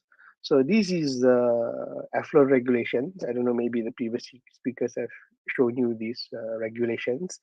Essentially, we have the Environmental Quality Act 1974 that regulates effluent discharges in terms of the various permissible limits that's allowed to be released into the environment. Essentially, for example, if you have industrial wastewater effluent, prior to the effluent being allowed to release into the general environment, either into the drain or into the river, that effluent has to be treated to meet the limits in these regulations. Okay. So, as I mentioned just now, in Malaysia, we have the Environmental Quality Act 1974. That is essentially the act where the Department of Environment draws its authority from. So, in the regulations, it specify limits pertaining to effluent discharges. So, in terms of industry effluent discharges, you have Standard A and Standard B. Standard A being the more stringent of the regulations compared to Standard B. So in these regulations, as you can see, there are various parameters that's governed in the regulations. 30 over parameters for industrial effluents. So they have limits.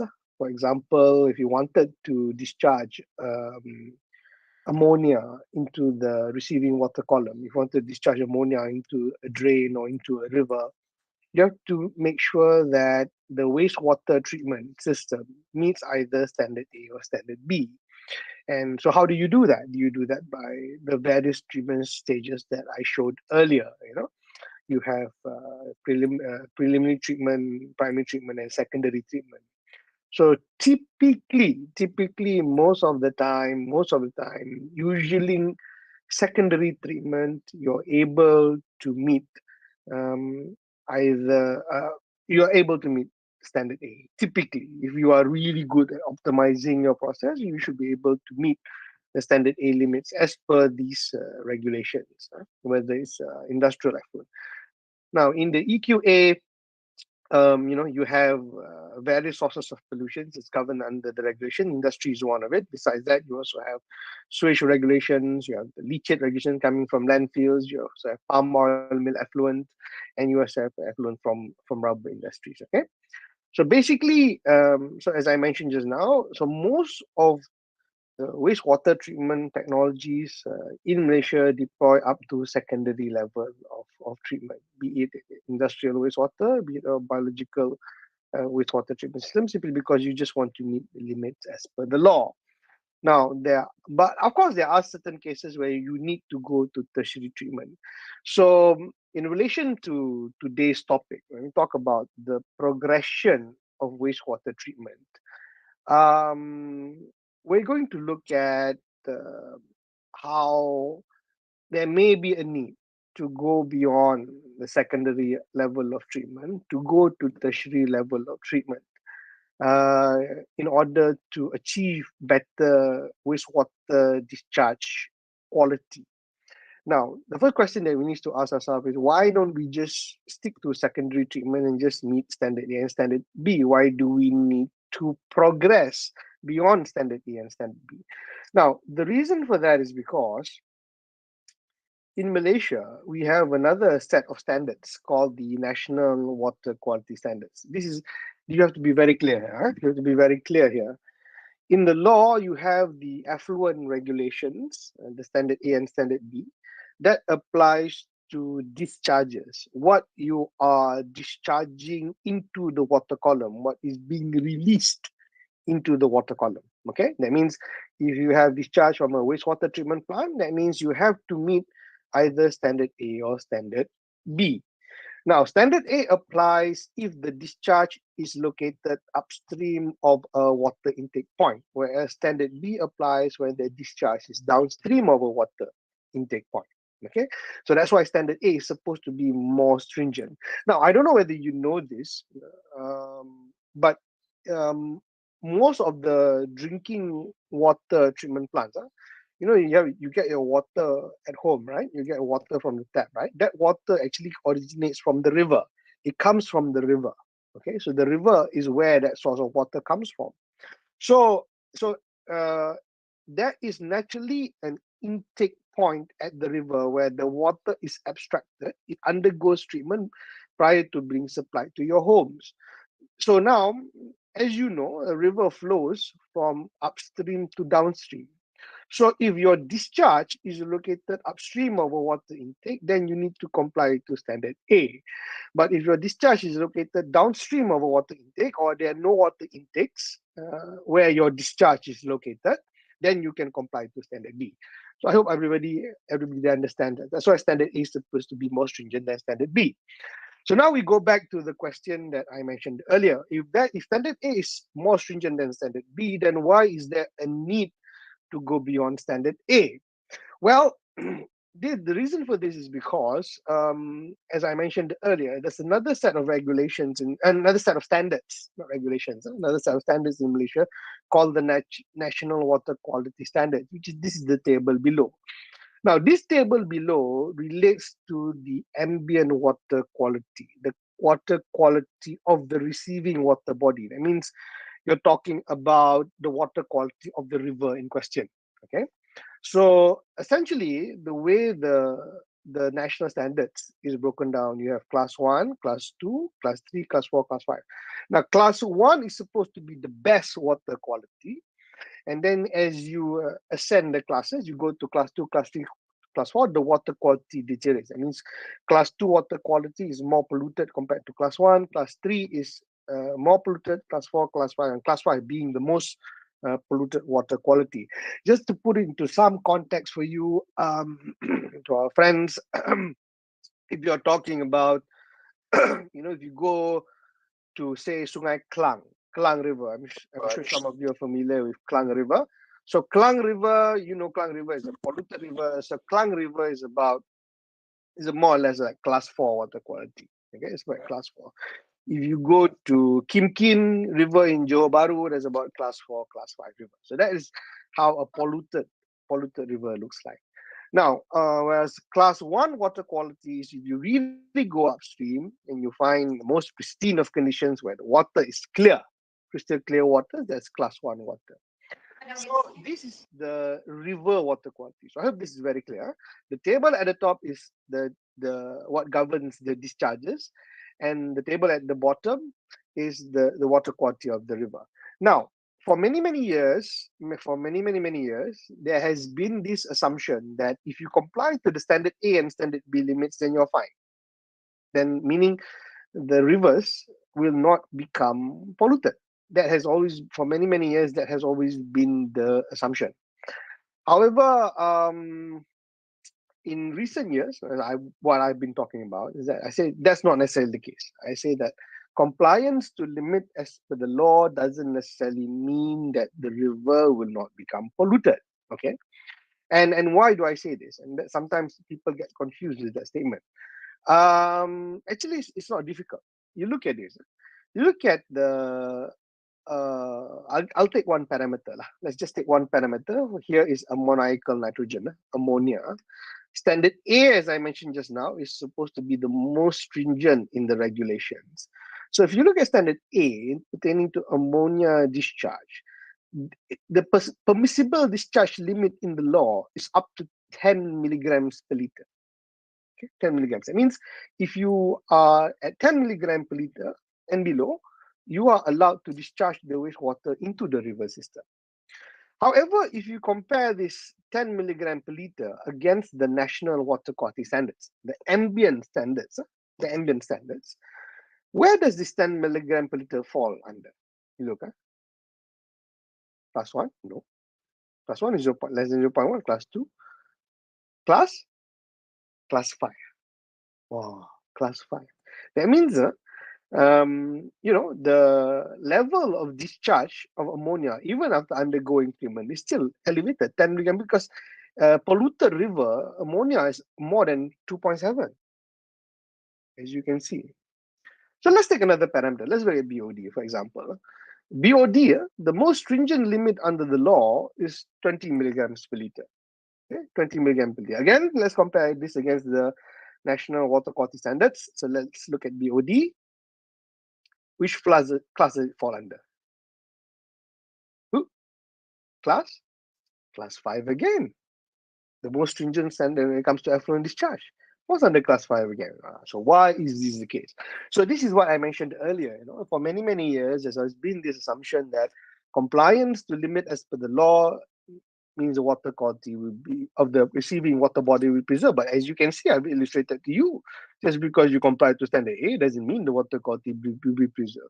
Why is this the case? This is the case because for many, many years, there has been this assumption. There's been this assumption that when you discharge BOD or ammonia into a river system, the river is much bigger and that the river will be able to further dilute the treated wastewater effluent. There has been this assumption. Now, the question is whether that assumption is correct or not. Now, unfortunately, many times over, that assumption may not be correct. The reason for this is simply because why?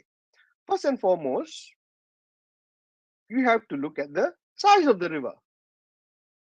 You have to look at the size of the river. Like in this case, let me show you.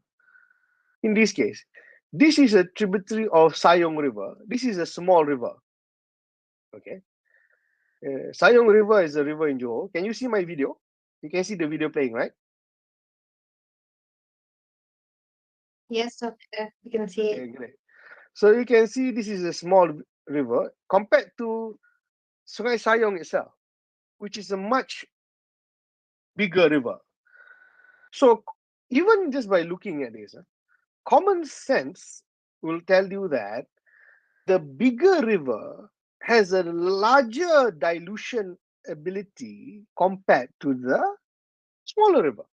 Okay, so that means just because you comply to standard A and standard B, the bigger river will have a higher chance of diluting the incoming waste compared to the smaller river.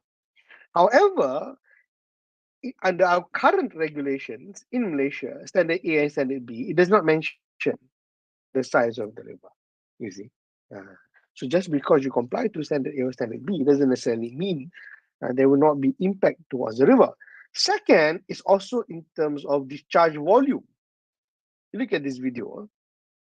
This is a discharge volume coming from a 5,000 PE oxidation pond versus discharge volume coming from a 400,000 PE mechanized sewage treatment plant. You can see which volume is bigger. Of course, the second the video, the discharge in the second video is much larger. But again, when you talk about the regulations, the way it stands currently in the law only mentions the discharge in terms of concentration. In terms of concentration means the standard A and standard B just now is only in terms of concentration, milligrams per liter of constituent. So that means if you were to take a sample, you're just looking at on a per liter kind of basis rather than the total volume. So this is the issue now when it comes to the regulations in Malaysia. So in essence, is what I mentioned earlier. Compliance to the law doesn't necessarily mean that the water body will not become polluted. What more? What more?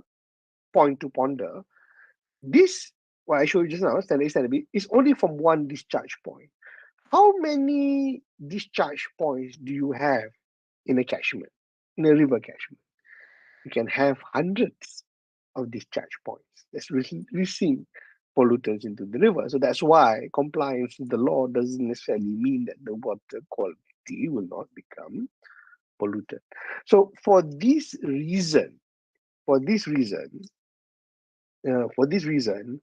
there is a necessity, there is a potential necessity to look at progression in wastewater treatment. That's why I'm looking at it from this dimension. You see.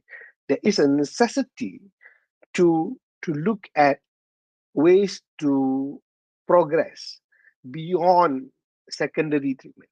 Because I mentioned just now, usually secondary treatment, maybe if you really optimize your system, you can meet even standard A for that matter.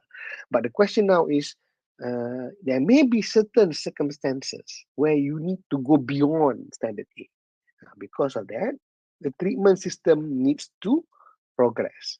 Now, progression entails either improving the removal efficiency of the what I call this of the pollutants in question, or you can even do wastewater recycling or reclamation, because as I mentioned just now, when it comes to discharges, there are two factors there.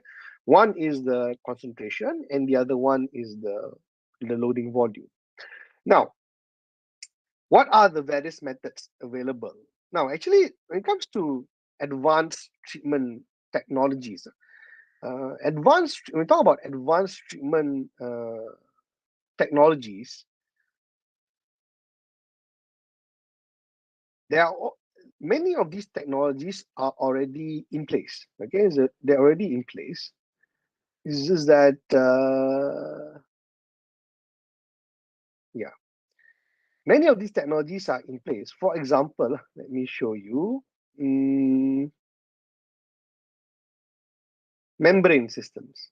For example, membrane treatment technologies are already in use, basically by using ultrafiltration technology, reverse osmosis technology.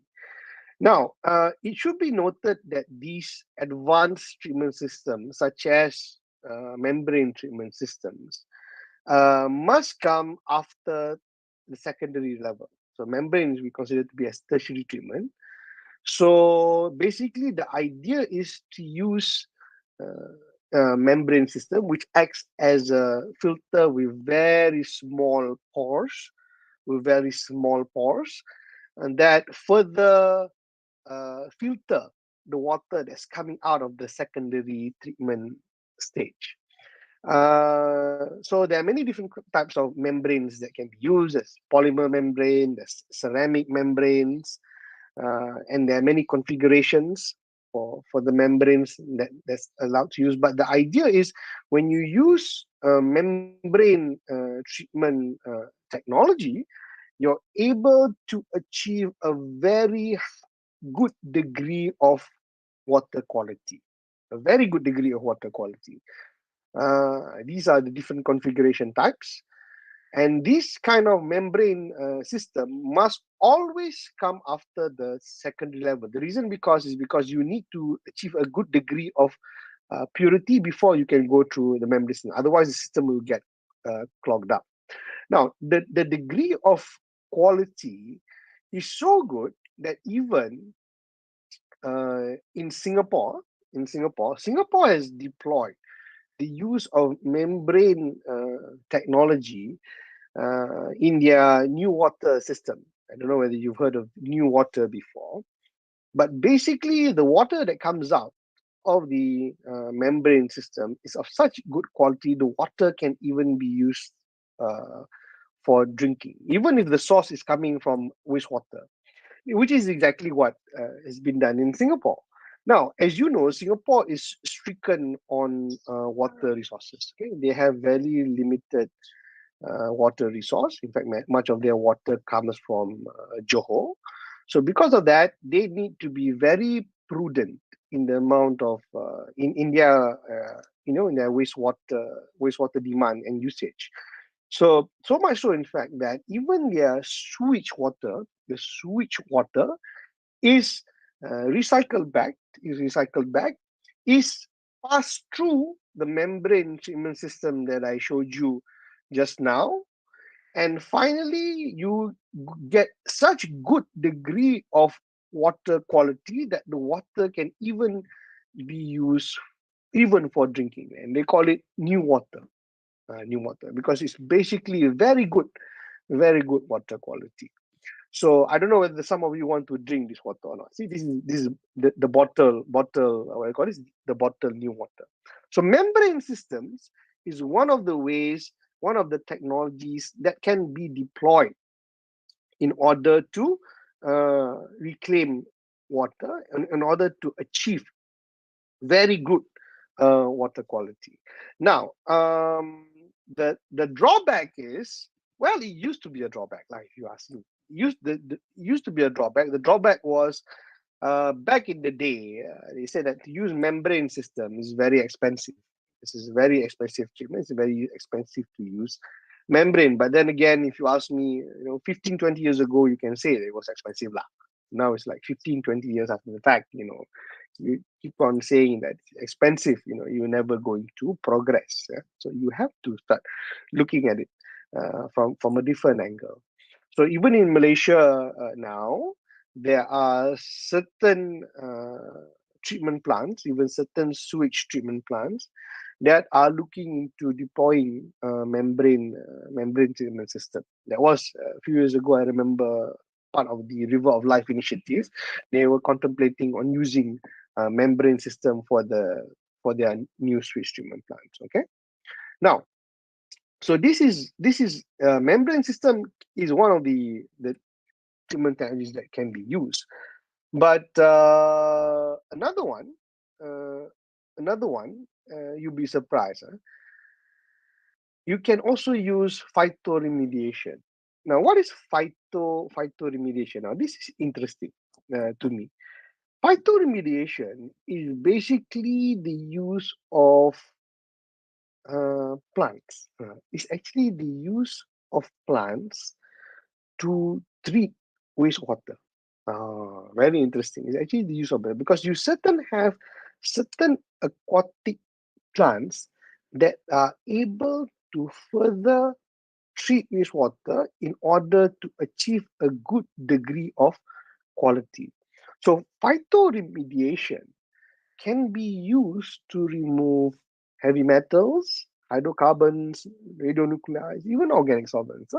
Amazing, what nature gives us. So it just depends on the type of plants. Now these plants are called hyperaccumulators. Accumulators means they uptake whatever contaminants that's in the wastewater, and they store it in the plant. So eventually you have to remove the plants to we call this maintain it. So it actually depends on the plant species. So different species of plant can uptake different type of pollutants efficiently. Okay, so you can have different species that can uptake heavy metals efficiently, can uptake hydrocarbons, even radionuclides, for that matter. Now again, the potential application is in to treat the wastewater treatment plant, to use these plants in order to uptake what I call these pollutants in the wastewater treatment plant, or you can even place these plants in the river itself in order to remediate the water quality of the river. Now, industries have employed phytoremediation at the last stage of wastewater treatment, which is again the tertiary stage, in order to polish. The tertiary stage is also called a polishing stage, in order where you uptake, in order to achieve a good degree of quality, even better than standard A. Okay, so yeah, these are examples of plants that you can use in mine. This is the Sukinda chromite used in Odisha mines that can uptake pollutant species, that can uptake heavy metals. And then you can also employ in the river itself. This is for river remediation. In Singapore, that's used where they place the plants in Kallang River in Singapore, where it's used to uptake, to purify the water even further. They create structures such as this where they can suspend the plants. But something, this is a book written by Prof. John on the topic. So now, something a bit closer to home. If you have gone to Putrajaya, I don't know whether how many of you have gone to Putrajaya. Have you seen Putrajaya Lake? Now you've seen Putrajaya Lake. Putrajaya Lake, what do you think of the lake? The lake is very beautiful, isn't it? The water quality of the lake, as you enter Putrajaya, the water is very clean, very pristine water quality. Now, however, did you know that actually the water that enters Putrajaya Lake, where the water originates from, is actually not very clean? This is actually the water quality that's incoming water. The water quality is actually, not that great. It's actually quite polluted, even I would say. But what happens is in Putrajaya Lake, they also have a wetland system where they use plants, the plants that I showed you just now, in order to further treat the water, in order to further purify the water, and that is the process that's happening at the wetlands. So these are the kind of plants that is used in the wetland systems. So basically what happens is the dirty water that I showed you just now goes through this series of cells. They call it cells, wetland cells, where at every cell the water is filtered, is removed, is treated. That means nutrients, metals, organics is uptake into the plants, and the water is filtered. So they go through several cells, up to the last cell, and finally, before the water that enters the lake, is the picture on the right here. As you can see, the water is already clear. The water is already clear. But the incoming water is not clear at all. You can see the incoming water is actually quite turbid. It's not that clean. But once it reaches Putrajaya Lake, the water already becomes clear, becomes pristine by using phytoremediation. So at the same time also, because you are using this kind of system, this kind of phytoremediation wetland system, you also create a habitat. That's why when you go to Putrajaya Lake, you can see, there's a diverse aquatic system. You see birds, you have fish. You create a habitat of many different kind of species. So actually, this is one of the things, and I say that in Malaysia is one of the success stories that's not put forward enough. So if you have the time, go to Putrajaya Lake, go have a look at the wetland, and you can see the before and after water quality. It's quite astounding, to be honest, to see how the water quality has improved significantly. Mind you, the incoming water quality comes from sewage sources, comes from solid sources, rather polluted water. But once you reach the lake system, the water quality is actually already very good. Okay, so so this is the kind of wetland, Putrajaya wetland and lake system. Now, so phytoremediation is another approach to improving water quality. Now, besides that, nowadays, there is also an initiative on sustainability to actually reclaim treated water quality, treated water quality, treated effluent. I was in a forum with the authorities just a few days ago in another forum, in a similar webinar like this. I was there with IWK. So I don't know whether you know IWK or not. So Indah Water is the sewage service provider in the country. They are the main sewage provider in the country. So similarly, they treat to either standard A or standard B before they are allowed to discharge into the environment. But Indah Water is also now embarking on a new initiative to actually reclaim water, to actually reclaim the treated water. So that means if they treat the water to the required standards, they won't immediately discharge the water into the environment, but rather they will channel it, channel it back to either industries or residences. The idea is to use the treated effluent, they call it bioeffluent, the treated effluent for non-potable use. Non-potable use. Potable here means drinking lah. You drink, is drinking. So non-potable means non-drinking water. That means like for industries, for example, if you channel the water to industries, they use it for their process. For example, if they use it for their cooling tower process and whatnot, non-potable use. Okay, non-potable use.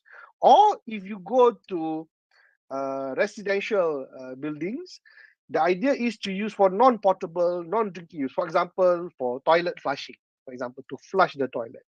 But in order to do that for commercial premises and for residential and commercial premises, you must have two separate piping systems, which is also why IWK has also embarked into an agreement with Selangor in order to take on this initiative of water reclamation. So this is another progression. So what you can do is then when you reclaim back the water, you reduce what I call this the discharge volume. Again, you control the amount of pollution loading that is being released into the environment. So this is another progression where the country is heading to, inshallah, hopefully, is hoping in this direction. This is another progression in terms of wastewater treatment. Now, finally, another reason why we need to look at wastewater treatment is just now I showed you. Just now I showed you. These are the parameters when it comes to what I call these standards in the regulations that needs to be met before you're allowed to release. And these list of parameters have been along for so long. This is what we call conventional parameters. They are organic parameters, they are heavy metals, they are physical constituents that's there. However, moving forward, you also come to realize that nowadays, especially, there are new pollutants that are of concern that needs to be looked at, that needs to be tackled. To put it simply to all of you, you look at the unit of measurement. When it comes to, substances such as BOD, mercury, ammonia, the unit of measurement is in milligram per liter. Milligram per liter. This is essentially part per million. Milligram per liter is part million milligram per liter. However, nowadays, new studies have shown there are pollutants that are at trace level, what we call emerging pollutants, that can also cause harm. That can also cause harm to what I call this to the environment and to humans. And the level of measurement is much, much lower. For example, if you look at PFOS, this is a pollution substance. The level of control, this was prescribed by the US EPA last June 2022. The allowable limit, they say, is 0.004 parts per trillion or 4 parts per quadrillion. Much, much lower. than the conventional unit of measurement that we are looking at now, which is part per million. So these contaminants, even at such trace level, is said to be able to render harm and health effects into what I call this to human beings and also to the environment. So because of this level of pollutants, what we refer to as trace contaminants, there is a need to go beyond the conventional treatment system because quite obviously even the conventional treatment systems going up to secondary level will not be able to remove this kind of substances, will not be able to treat this kind of substances. So this is also another reason why there is a need for progression in wastewater treatment by deploying advanced treatment systems. Okay, so yeah, so basically these are the reasons, these are the various aspects of progression when it comes to wastewater treatment systems that needs to be looked at least from a policy standpoint, which is what which I've been talking about last thing, which is related to my area. Okay, so yeah, so that's it from me, Madam Chairperson. I would like to pass it back to you. Thank you.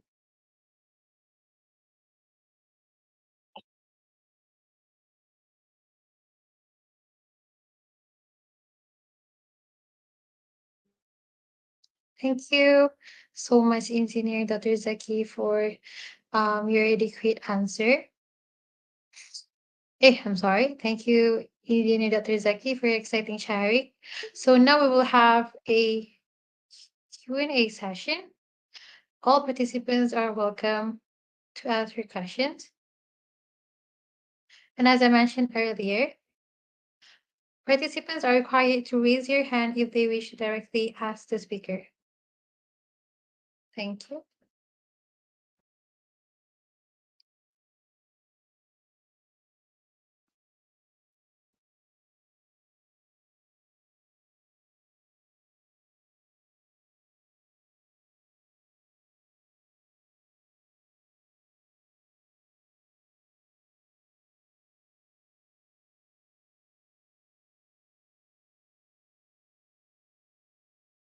See, doctor, so we already have a question here in the chat box. So first question is from Nur Hidayah. Hi, Dr. Zaki. I have this one concern on the color of the treated discharge effluent. Normally, people will focus more on the parameters such as BOD, ammonia, and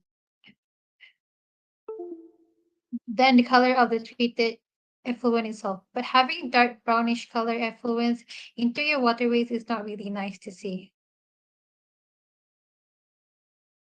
Okay, hold on. Actually, we do have standards for color. We do.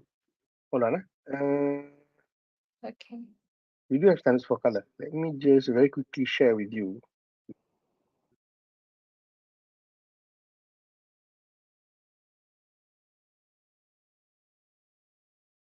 Okay, let me just share quickly with you. Screen again.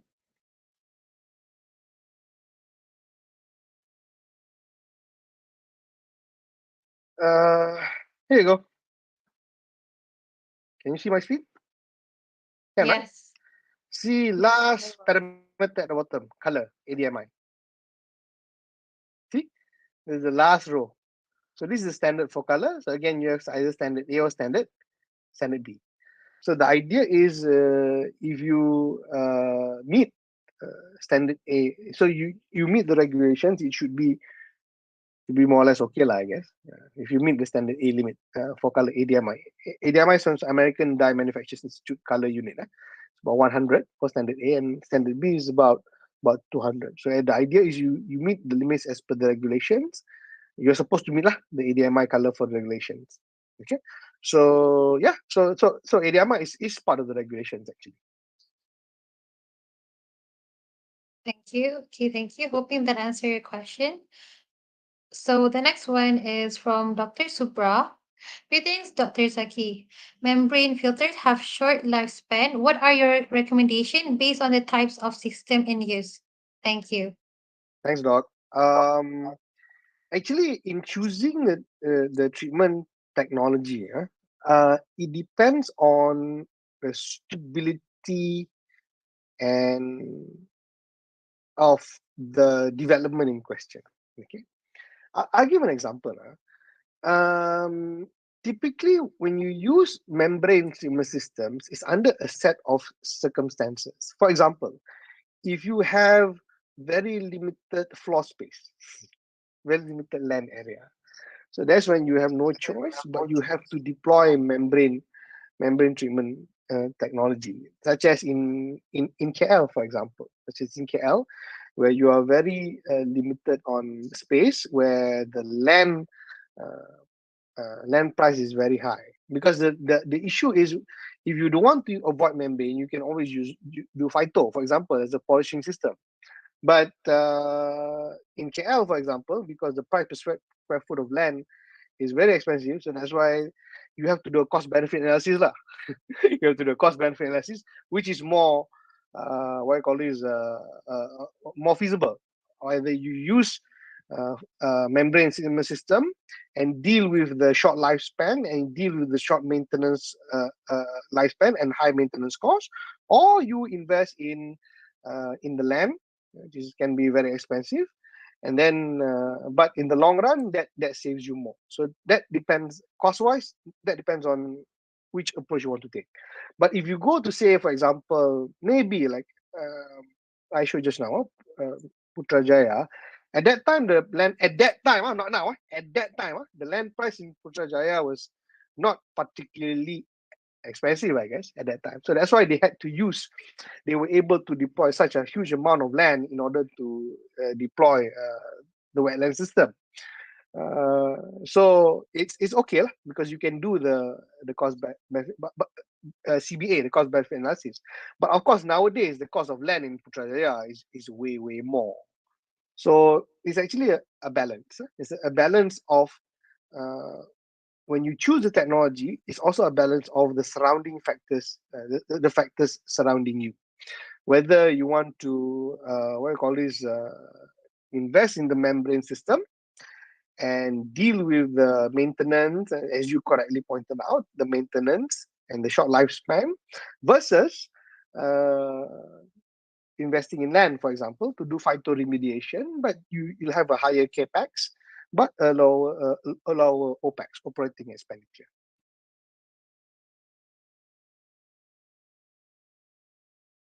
Okay, next question is from Yet KL.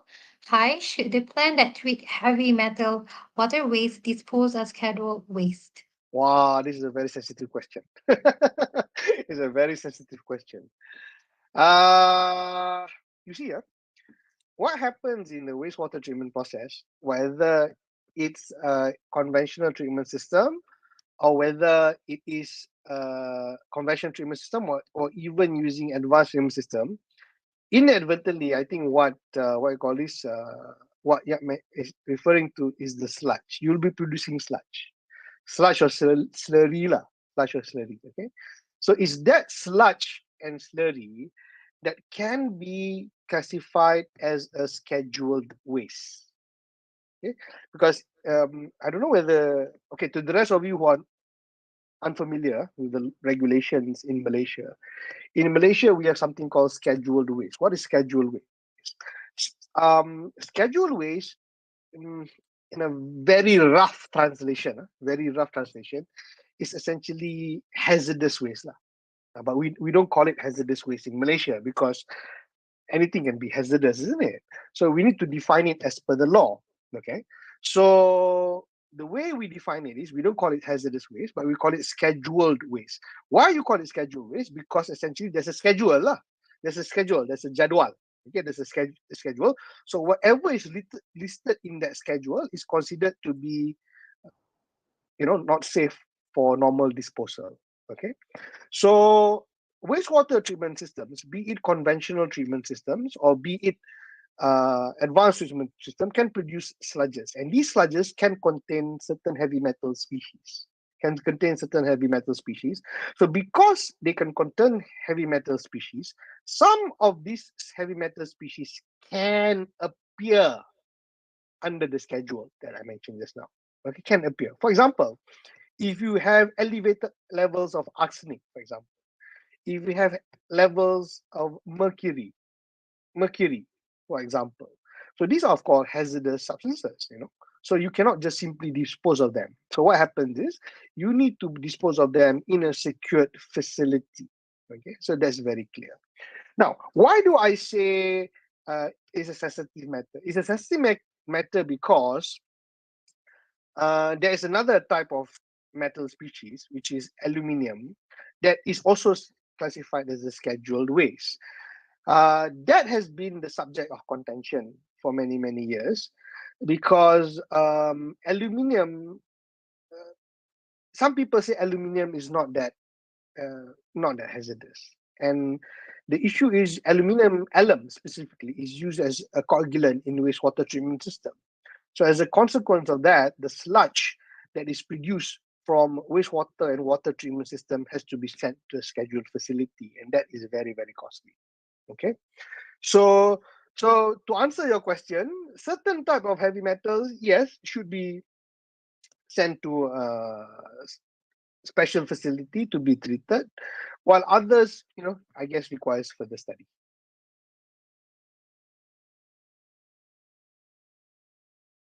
Okay, next question is from Dr. Subra again.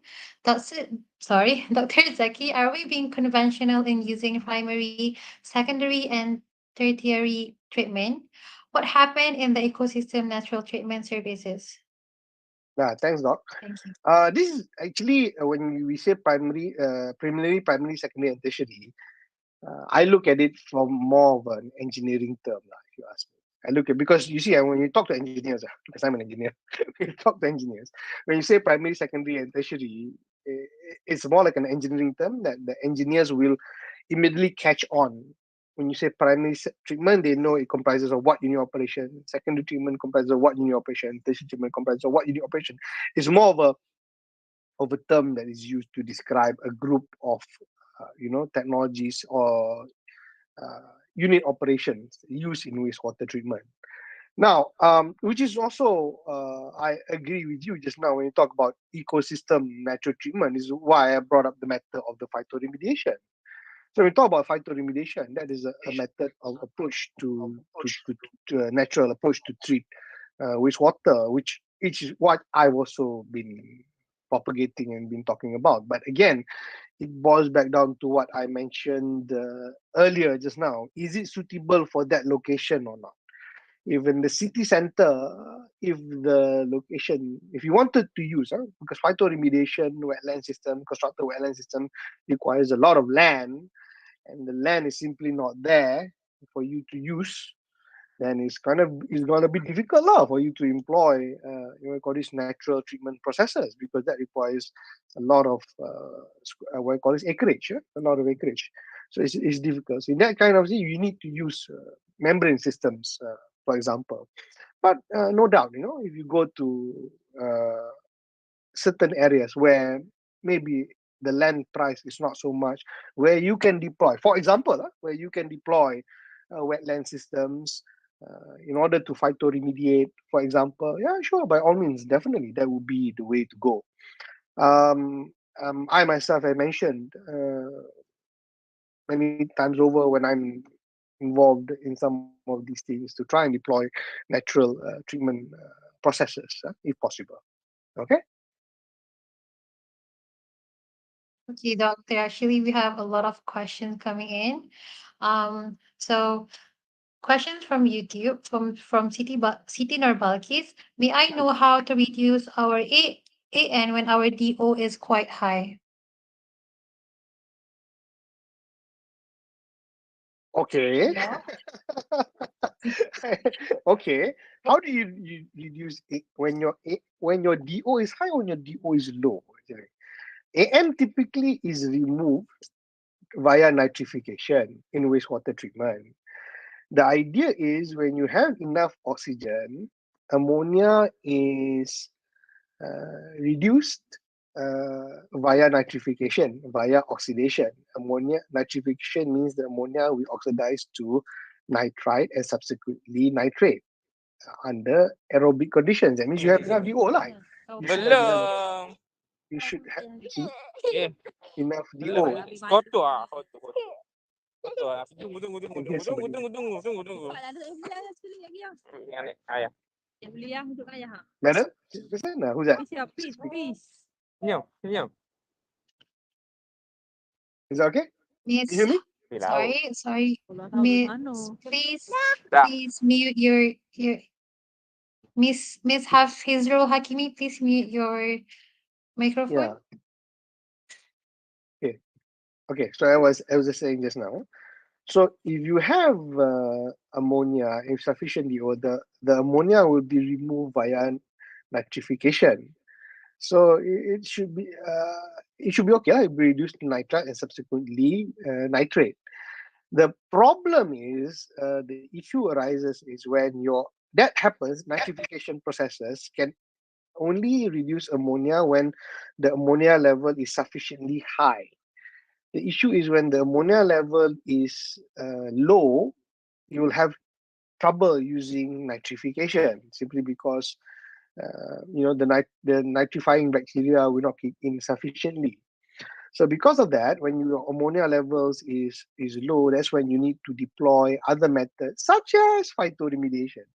Because phytoremediation can reduce low levels of ammonia even further. That's why you call it polishing. So you call it polishing because the plants treat ammonia as a nutrient source. That can be one way. Other using chemicals and whatnot is another. That's another way of doing it. Okay. All right. So the next question is also from Sekitar Balkis. So the question is form can be indicated in the biological treatment and perhaps in final discharge? I don't understand the question. What was the question again? Say again. Is form can be indicated in the biological treatment and perhaps in final discharge? I don't understand what you mean by indicator. What indicator of compliance? I assume foaming happens when you have surfactants in the water. Okay? Surfactants in the water essentially that can cause foaming. Does it mean that foaming is an indicator that the water has not met the regulations? Is high in nutrients, for example. Not necessarily. Foaming is more like aesthetic lah. It's aesthetic. For me, it doesn't look good. If the foam enters in the environment, for example, have you guys seen that video where you see the river start to foam? Ada tak? Ini a few months ago. Did you see, Madam Chairperson? Did you see it? The video where Sungai Skudai suddenly produced a lot of foam in the river. It was foaming on the river, It was foaming. I don't think I ever watched that video. Buih. Maybe you can Ada buih on the river. Oh, It was foaming on the river a few years ago. So yeah, that is quite a very weird sight to see lah. It's a very weird sight to see. Why is the river full of foam? But is it indicative of whether you've complied, whether there's some substance in the effluent? Not necessarily, but it could also be. It's hard to say because foaming also depends on a host of factors such as turbulence or whatnot. I put it simply to you lah, very simple to you. If you go to a river system, if there's no turbulence, odds are it won't foam. The foam won't be activated. It won't be activated because you need turbulence to activate the foam. Okay? So I hope that answers the question. okay. So another question from YouTube. It is from Nina. Hello, doctor. My name is Nina. If the parameter out from the range that given in a standard A, what is common step to overcome the problem? Can you repeat the question, please? Okay, sure. If the parameter out from the range that given in standard, What is common step to overcome the problem? What is common? What is common? Common.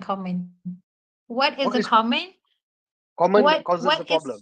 common step? No. What is a common step to overcome the problem? Oh, it depends on the parameter. It depends on the parameter. That means if you go beyond standard A, it depends on the parameter. For example, it depends on the parameter. It depends on the type of treatment process that is deployed. For example, BOD is a parameter that constitutes organics.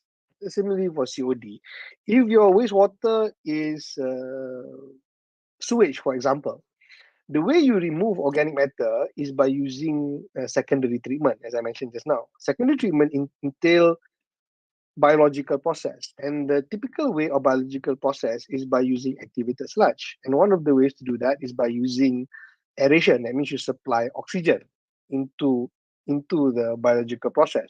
So if you're not meeting the standards, it could be because one, you're not supplying enough oxygen. That could be one reason. Two is could be because of your retention time, your hydraulic retention time. How long you are holding the wastewater in undergo treatment before you release it to the environment. That means it's also related to your sizing. So it could be because of a host of factors. You see, so it depends on what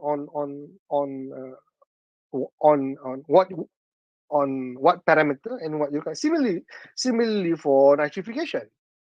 And similarly for heavy metals. Heavy metals, for example, you remove heavy metals typically by doing pH adjustment. It could be your pH adjustment is insufficient. You're not adding enough substances. Very technical already. Okay. It actually depends. It depends on what parameter, in essence, what parameter and what is the type of treatment technology that you deploy. So you have to zoom in. You have to zoom in. It could be that the treatment technology that you're deploying is totally not suitable. It could be the treatment technology that you're deploying is totally not suitable. For example, just now, the earlier question on ammonia and how do you remove ammonia, right? I remember last time there was a case where in order to remove ammonia, they deployed a membrane system. But even membrane technology, I mentioned just now, even membrane, there are various degrees of membrane system, you have ultrafiltration, which uses a larger pore size compared to reverse osmosis, which uses a smaller pore size. So if you choose the wrong type of membrane treatment technology, you may not be able to achieve the result that you want. You see, so it depends. It depends on the technology that is deployed, and depends on what parameter. Okay, I hope it answered your question. Okay, let's move on to the next question. The question is from Azhan. If I go to the Nile River and I don't have idea whether the quality of water river is safe or not for human, what are the easy way to identify the water is safe to swim or drink? Okay, the long and short of it is, if you go to a river, don't drink the water. Don't drink the water without boiling. And the long and short of it is, don't drink the water without boiling. Okay, it's like this, very simply. A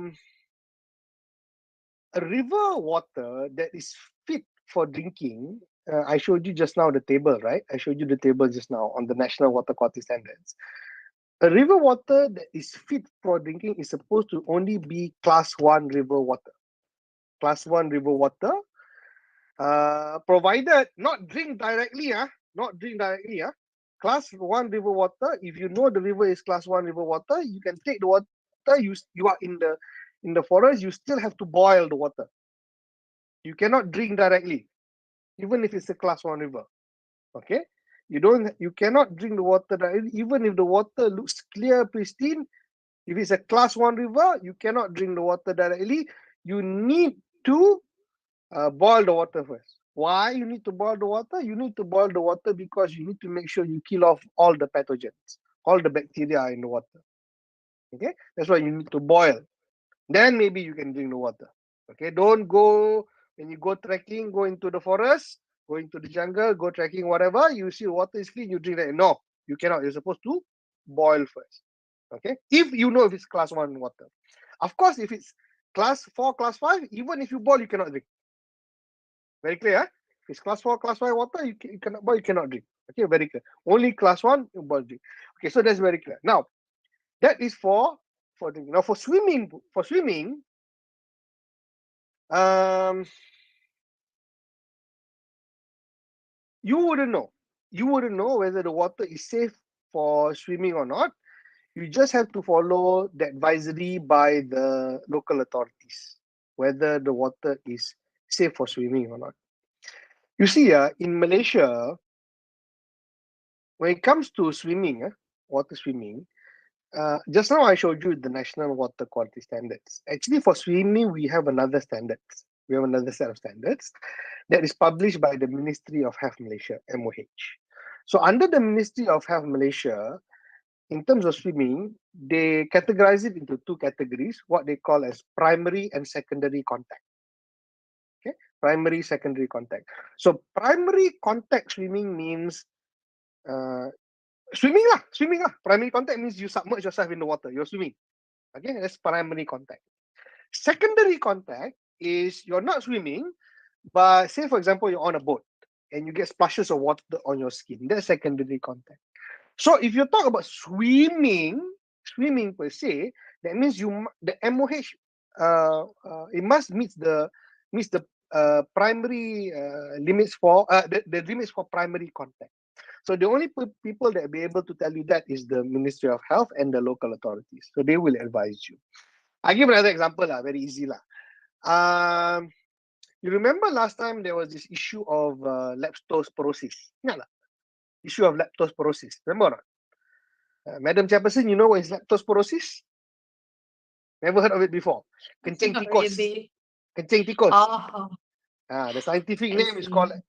leptospirosis. So remember last time there was advisory on leptospirosis. There was issue kencing tikus. You cannot swim in this area. You cannot swim in that area. You have to wait for the authorities. So the authorities will advise you. Because you have kencing tikus, you have leptospirosis, you cannot go there. Okay? So the authorities will advise you. Okay? Any other questions? Another question from Siti Aizat. I think she probably really enjoy your talk since she has a lot to ask. So the first question is, which most practical and safe to treat oil and grease parameter in WWT chemical manufacturing? Okay, it depends again on the type of ONG. Tapi I'll talk about the general ONG because you have to be careful, you know. ONG, there are two kinds of ONG. You have oil on water and oil in water. And because you have to remember, oil in water is on the surface. Oil in water is what's mixed in the water. So oil on water and oil in water, two different things. Okay. So if we talk about oil on water, which is what most oil and grease is all about, basic is via screening or skimming. Physical treatment only. You skim it. You skim this because it doesn't mix, It doesn't mix. It doesn't mix. The water doesn't mix. So what you can do is because it forms two layers, you can either skim it or you can screen it using physical processes. So that's very clear. That is by using, but you do this at the preliminary or primary treatment stage. Okay, you do it at the primary or preliminary treatment stage. You skim it using physical treatment. If it's oil in water, then it again depends on the type of oil and grease. For example, if you have hydrocarbons that are persistent hydrocarbons, for example, like benzene, for example, it's very difficult to break down. Then you have to use very strong oxidizing agents. This one people in the oil and gas industry will know lah. You have to use very strong oxidizing agent. For example, maybe you need to use hydrogen peroxide to break down the oil and grease. So it depends.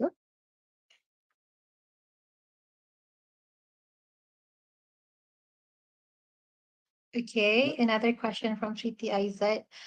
I've read it several times and I still don't get it. But the question is how to solve from that facing incoming influent had pH acidic that caused hard to get optimum amount during do jar test for cog coagulate. I really hope I pronounce it Yeah, correctly. it's okay. It's a calculation. It's a calculation. Yeah. Wow, this is becoming into a wastewater treatment class already. The webinar. Okay. Have you done pH adjustment? That may be something you can look at. The incoming effluent, yes, it could be acidic pH. It could be acidic pH be coming because of the wastewater process itself, or if the water, when you say acidic, that means the pH is low. Why don't you adjust the pH first? That means you can add maybe potassium, lime, for example. Add lime, increase the pH, increase the pH, and then only you can do the jar test. Okay, you can do pH adjustment first. That's what they do in wastewater treatment plants anyway. Okay, thank you. So before we end this session, I will choose another two question. Okay, so the first question is, yeah, due to time constraint, we have to end this. So the first question is from Mr. Palanisamy. Okay. Hi, sir, Dr. Zaki. In our place, we have physical chemical process treatment system, which is industrial effluent system. What is the best treatment system we need to have? Is it possible? Can we add multimedia filter before it goes to carbon filter to get better result for code and board tanks? I think board COD is and BOD. COD COD. and BOD. Code and board. Sorry. COD and BOD. Chemical oxygen demand and biochemical oxygen demand. BS, COD and BOD. Pala, I'm so sorry. I need to know what is your industrial effluent system, you see, because I need to know your incoming effluent range, you see, because it depends on some industrial effluent can have an incoming BOD of 200, some can have an incoming BOD of 2000. So it's very difficult for me to answer this question without knowing what you call this, what's your incoming quality and what is the process in question. But principally speaking, yeah, sure, you can add a multimedia filter before it goes to your carbon filter. But if you have the multimedia filter, that means your BOD COD ratio has to be close to one another, meaning primarily comprised of biodegradable organics. So now I'm becoming very technical. So I don't want to be too technical in this course. If it comprises of biodegradable organics, mostly biodegradable organics, then it'd be fruitful for you to have a multimedia filter. But otherwise, if it's non-biodegradable, then there's really no point of having the filter, bacterial, what you call this, substrate filter. So it depends. It depends on the what you call this, the characteristics of your wastewater. Sorry, I that's the best I can answer without knowing more details about your wastewater treatment process. Yeah. Okay, one more question.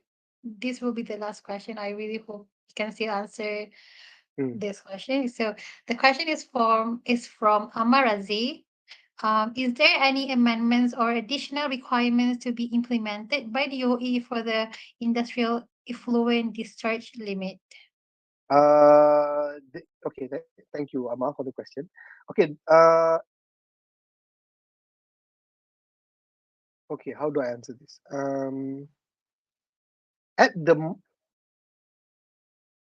I showed you just now.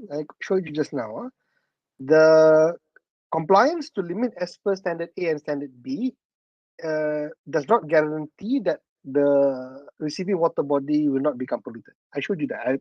I've shown you that already. So DOE, so for many years, I've been talking to the authorities, including DOE, many authorities regarding this matter. So they are aware of it. And they fully appreciate it and they fully understand it. So because of this, what DOE has done, and not just DOE, but other water authorities, you'll be surprised, huh? There are other water authorities in Malaysia without DOE. There are other water authorities in Malaysia besides DOE. Besides DOE, not without DOE, besides DOE, that appreciate this point.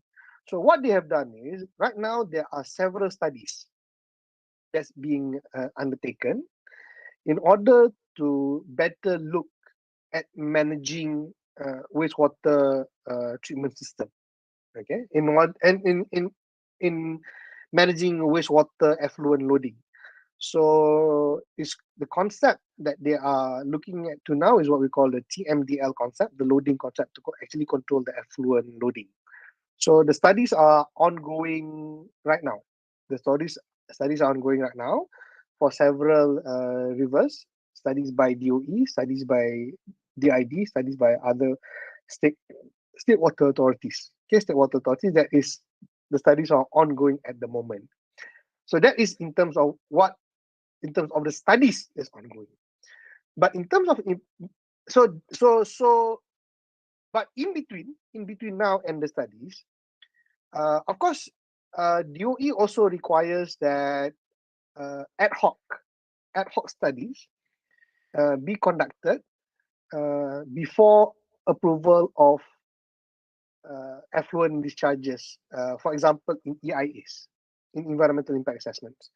I give an example lah. If you do an EIA and the EIA assessment shows that despite compliance to limit as per the law, that may cause an impact to the environment, DOE may ask you to go beyond what is in standard A or standard B. They may. But at the moment, it's very it's piecemeal, as I said, it's not in the law yet, but it's very, very, very, very piecemeal until that those loading studies are completed, and we'll see what happens then.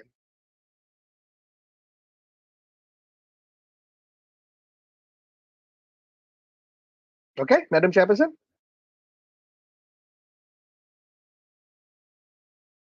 Court and board. Okay. That should be it for our for this session. So thank you, Engineer Dr. Zaki, for adequate and thorough answer. I hope everybody can get the benefit from this beneficial discussion. And I believe he has answered all of your questions thoroughly. So thank you everyone for actively participating in this Q&A session. So we will be moving on to the next part. And I think all participants can probably guess by now. We are going to have an exciting quiz session again. Thank you, Dr. Zaki. So everyone, please get your mobile phone ready to enter the quiz. You are required to scan the QR code that's shown on the screen. So good luck, everyone. And as usual, the winner for this quiz will be given prize. So do make sure you are trying your best.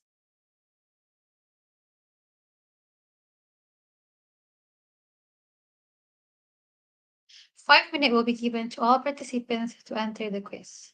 So please make haste.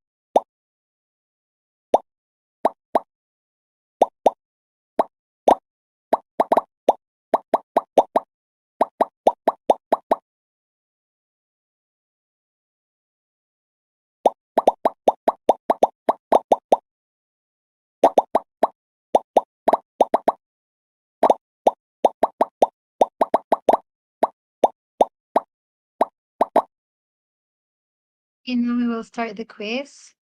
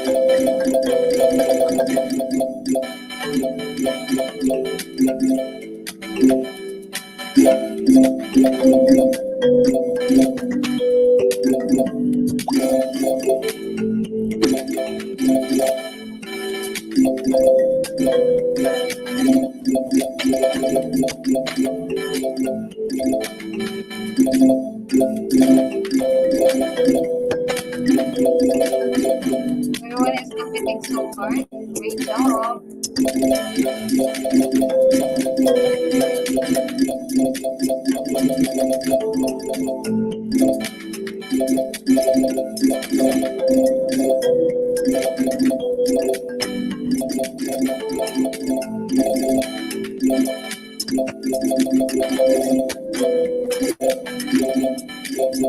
So currently, you can see the hydrographical is ready.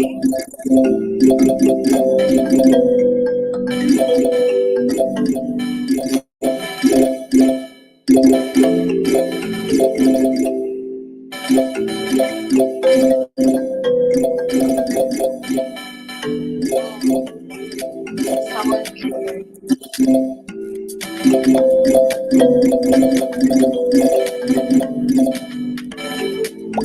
Fish has been hydrographical.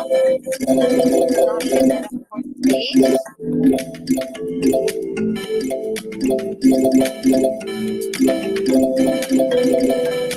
Fishes and amaranth are neck and neck. Maybe they stand a chance to win.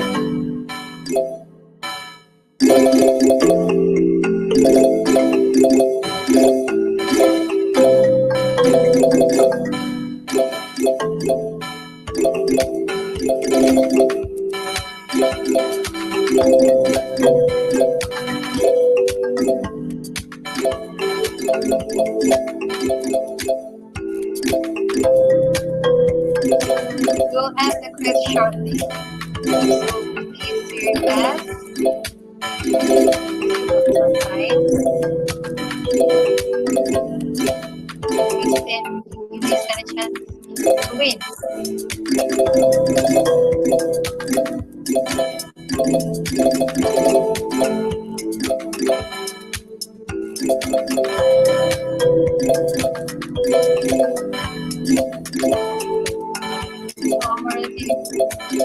Quantities minus y.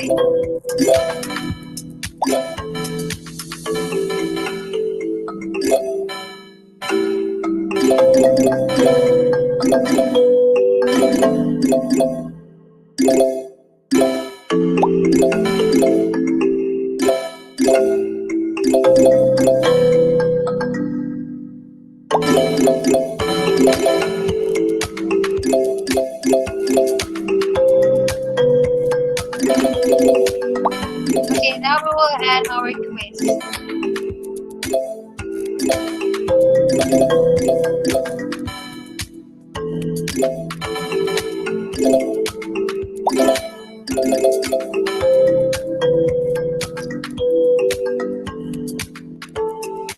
Okay. So from what oh. Anyways, from what appears on the screen before, we all know that the winner for this quiz is HH. Congratulations to HH. So to the winner for this session, please contact our team later. So before we end our last session, all participants are required to turn on their camera for our last photography session with Engineer Dr. Zaki. I will pass the floor to our technical team. All right, ladies and gentlemen, please get yourself prepared for our last photography session for today. Make sure to turn on your camera.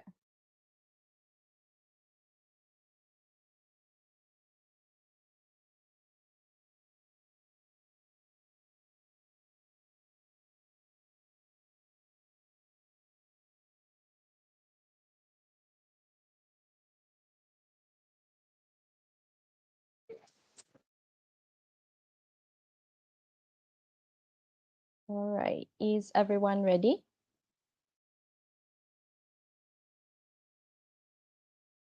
Okay. Take one. 1, 2, 3, smile. Take two. 1, 2, 3, smile. Okay, last one, everyone. Show me your best look and how happy you are to join this webinar. Okay, 1, 2, 3, smile. All right, thank you for your cooperation again. And back to Christina. Thank you, Annie. So attendance will be given by the end of the session. So towards the end of the quiz and photography session, we have arrived at the end of our session for today. Once again, a big thanks to Engineer Dr. Zaki for the insightful sharing and to everyone for participating in this session. So ladies and gentlemen, we hope you enjoyed today's session. So before we end, please remember to fill up the attendance form provided in the chat box or the WhatsApp group. And another reminder to everyone, for tomorrow's closing ceremony, there will be innovation talks and live forum. So please ensure your attendance to liven up the ceremony. The meeting link will be blasted on the WhatsApp group and email by today. With that being said, I would like to say goodbye to our remarkable speaker, line up, and today's participants. I would also like to apologize on behalf of me and the team for any inconvenience that had occurred before. So remember to fill out the form for you to redeem your e-certification for today's participation. You guys may leave the webinar. Thank you, everyone, and have a nice day. See you guys tomorrow.